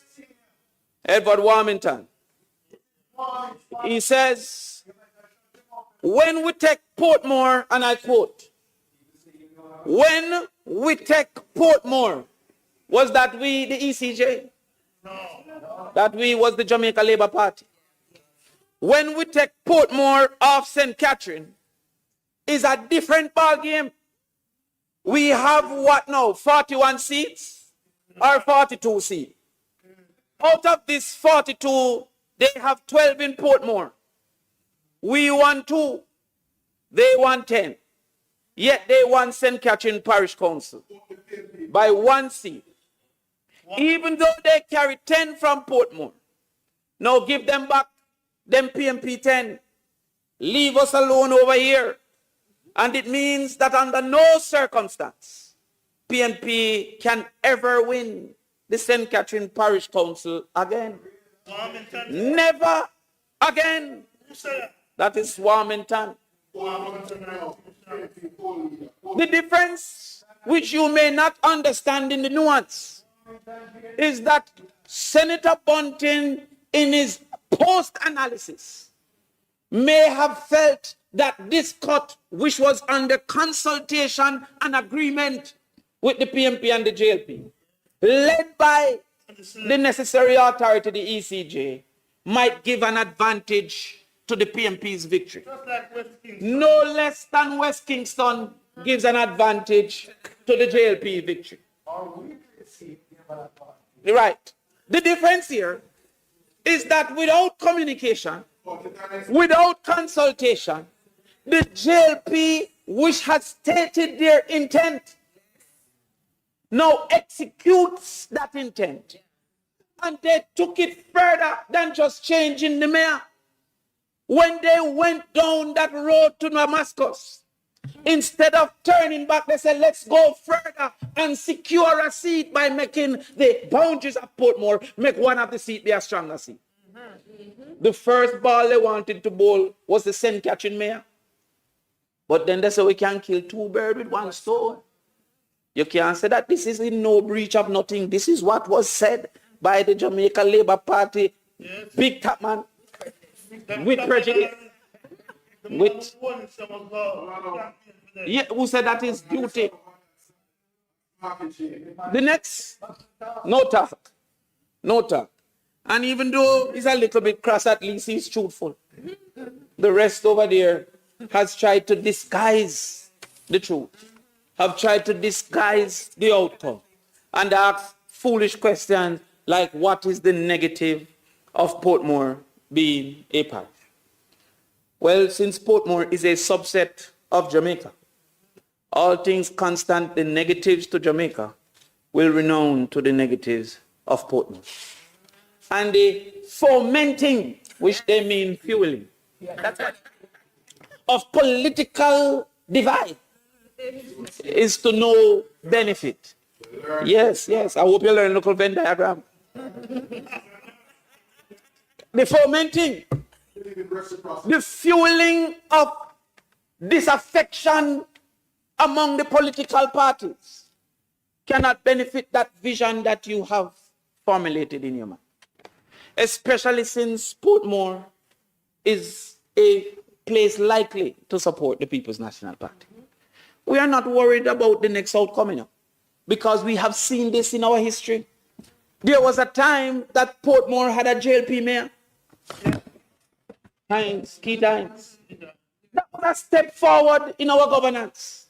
Because though they voted for PMP constituencies or divisions, they chose to vote for a mayor of another ilk. A friend of mine. However, after that one term, Portmore said, never again. Never again. And after this one term, the seats in Portmore will say the same. It is that knowledge that has called for this bill. Because the 3 seats over there will say never again. They say, I could try keep one. I'm trying action. They say, they try. Action, man. That you action work one time, they think that work again. Portland said never again. So therefore, they can stay there. So therefore, they go, yes. They go to say, what is the negative? Well, first we have to analyze the negative of gerrymandering. And gerrymander was a politician in the 1800s who decided to move boundaries so that well, as a member of the ECJ, would have represented the PMP's interests. It is the failure of the JP to represent their own interests. He could have come out and said that. That is what happened. So the incompetence of the JLP rose its head once again for Bunting to get his way representing the PMP's interests at the ECJ. But what are some of the negatives? It undermines democracy. And that is important for us to note because this might just be the start. The JLP want us to feel that the election in the middle of COVID was a coincidence and they didn't know that the PMP had a disproportionate level of support among older citizens. They want us to feel that they didn't seek political advantage and risk the lives of our people by calling it and communicating that even COVID people can vote on the day. That we must believe it is a coincidence that fear would have gripped many PMP voters who would have been in the group of the elderly. And then the J is a reaching day. The JLP then want us to believe that the constant delays of the, what you call that again, the local government election was as a basis of coincidence, and that it wasn't them seeking to manipulate elections for their own benefit. And even when they did that, it did not work. They came out of the election and said in verbatim that Portmore no count. The municipality of Portmore didn't count under the Jamaica Labour Party's analysis of the outcomes. But what could be if they decided that Boscobel should be considered as a part of Ocho since they both have tourism and cut it onto St. Anne? Then they get back St. Mary. I don't want to give them an idea. You know? I don't want to give them an idea. But then get an idea now. We have to watch them. What if they say that they... Oh, no. He is trying to foment dissent.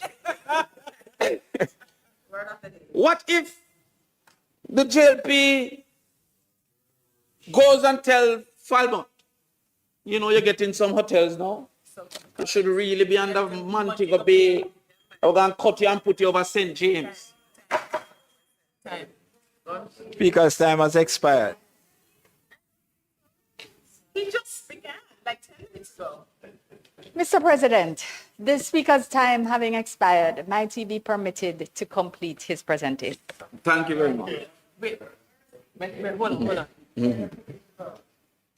Let's You have heard the question, members, and bear in mind, Senator Bunting, an agreement is an agreement, right? Good. So you have heard the question, those in favor? Those against? The ayes have it. Continue, Senator All right, Crawford. I don't know the agreement, but we will. So Falmouth, for which they esteemed Wickham McNeil, is now running down in that space. That's right. And I'm sure that they are nervous about the outcome. What if they plan to gerrymander the Falmouth? I know we're very strong in Falmouth. And come with a ridiculous that Falmouth, you'll get more road if you are cover flanker. I hear someone under pressure down in St. Elizabeth. What if Black River get cut off and put over by Westmoreland? And my good friend Patrick Peter King is looking like he wants to take advantage up in East Rural. What if Harborview was cut and put into Kingston? You see the probability and possibility of all these cuts, especially.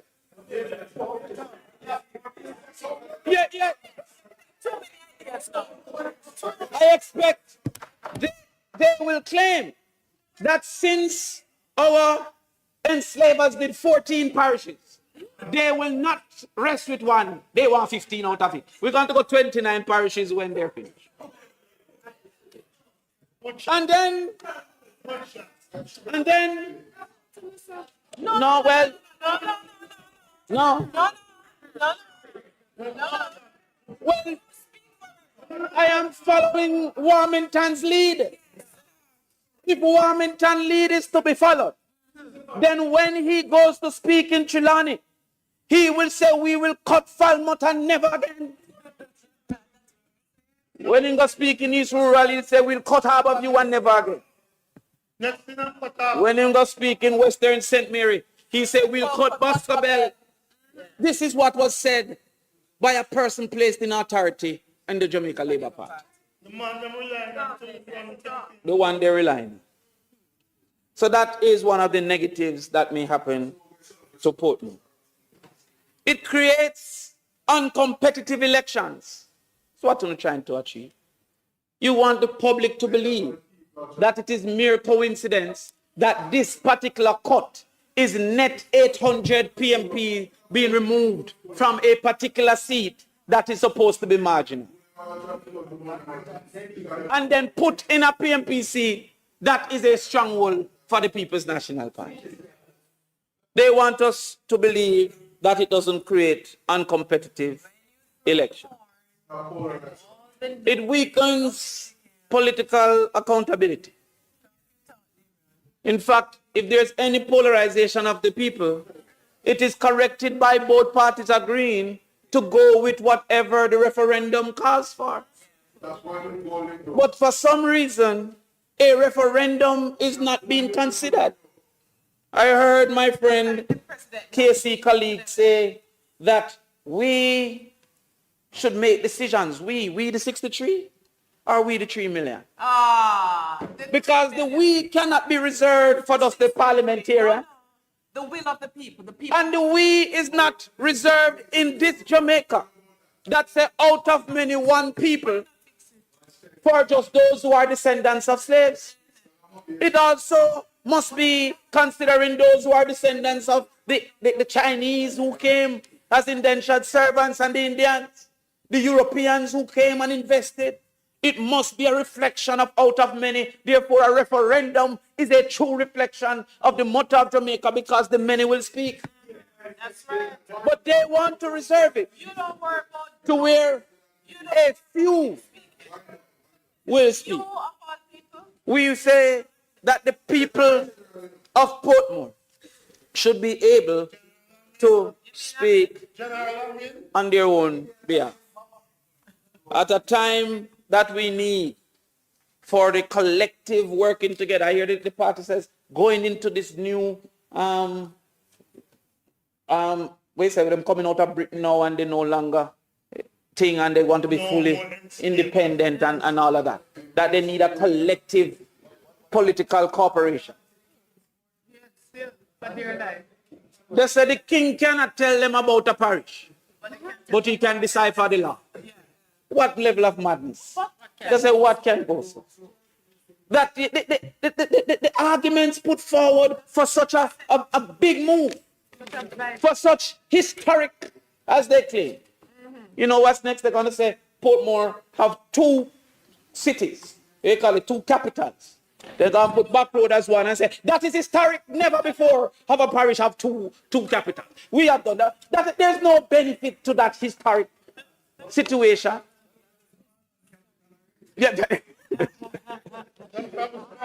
And I'm looking at this bill. What is the substantive suggestion in this bill? That it never happened since 18, whatever that is history. They say that it will lead to development. We have already showed that there is no causal relationship. They said that of necessity, consequential amendments are being made. Our people are canvassing. We don't have time for what PDC. We have an election too. We have an election too. So they say consequential amendments are being made to the Local Government Act, which will then affect, Senator Bunting identified, 398. I'm going back into maths because we're going to round it off to 400. 400 polling divisions. That's not development, that's confusion. And it is so important somehow that right before the election, it must be done. Right before. So therefore, without time to adjust, it must be done right now, because there is some advantage to Portmore for it to be done before the election. What advantage to the people of Portmore is this timing? But there's an advantage to the Jamaica Labour Party. They come forward again. It will affect how many divisions? No, PDs. 13 divisions. So 13 people who voted in 2024, 13 groups of people, sets of people, who were all complement and by extension no intersection. More than 13. Those 13 divisions would have had people who did not contribute to their representation. That's not development, that's confusion. Confusion. There would be a group that have no representation. You don't know enough about the People's National Party. If you did, you would have joined, because it is the better party. We come further. How many constituencies? I would want to read it with prejudice, so you have to tell me. All right. 4 constituencies. Now remember, the Prime Minister never fulfilled this promise of fixed election date, so it can be any time. It don't have to be September. It can be next week. So therefore, they have now created these elements of confusion. When in a month, haven't they told the ECJ to be ready? That readiness don't include boundaries. Oh, okay. That's confusion. Confusion, not development. Confusion. And that confusion, coincidentally, benefits the Jamaica Labour Party. Mr. President, there's nothing in this for the people of Portmore. There's nothing. Their priorities have been outlined by the Senator Cavan Gale. Those priorities, unfortunately, have not been touched, but they are now saying that this is the answer. There's a school called Greater Portmore that the teachers had a sit out because of the stench of the sewage. And then when I contacted that school, they were going into what you call that distance learning because the teachers are refusing to come back to school. They have lost teachers to resignation due to the impact of the sewage plant.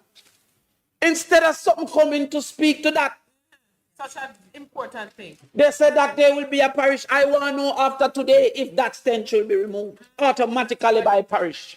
Tell us. The good senator spoke about how the road network needs to be expanded because what was developed initially, they have outgrown that road network.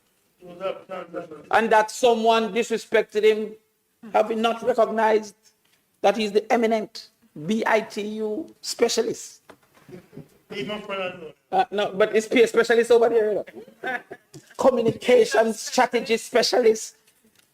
Delano is a strategy specialist. And the medical specialist, 3 specialists coming here. Yes. But will that change with it being a parish? And could it have changed without it being a parish? All these grand ideas about, oh, you're going to make it be a digital center. What in this makes it more likely? Yeah, one state would be Silicon Valley. Silicon Valley. No, they reduce the size. Lord, my God. Him said, look at Miami. What about the AC Santa Cruz? These things are just ridiculous political statements that are being made. The People's National Party is not against Portmore being a parish. It's against a government using its majority to create political advantage and by extension political disadvantage. The evidence stands. And as Senator Bunting says, by whatever legal means. Because we're not going to say we will never stand for the PMP taking this country again. No, we don't. That is what they have stated. And then say, oh, you can't say certain thing, you're promoting. What? We will not stand. By whatever legal means, we will resist a step backward in our democratic process. That's right. By whatever. And with that, Mr. President, I thank you. All right, thank you, Senator Crawford. And with agreement of all parties, both sides, and the staff of Parliament, we're going to have a suspension of this sitting for half an hour. So we'll be back here at about 10 minutes to 3. Thank you very much.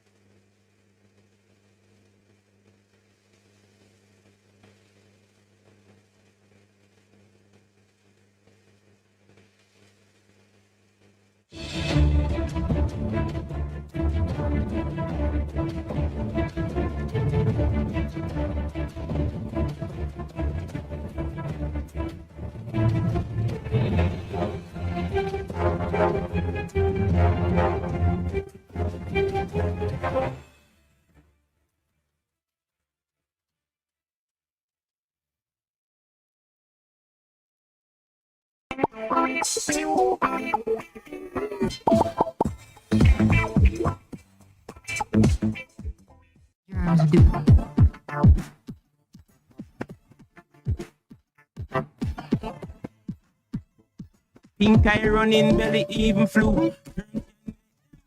To you. Put terms and manners with these. Cover your mouth when you cough and sneeze. Always wash your hand.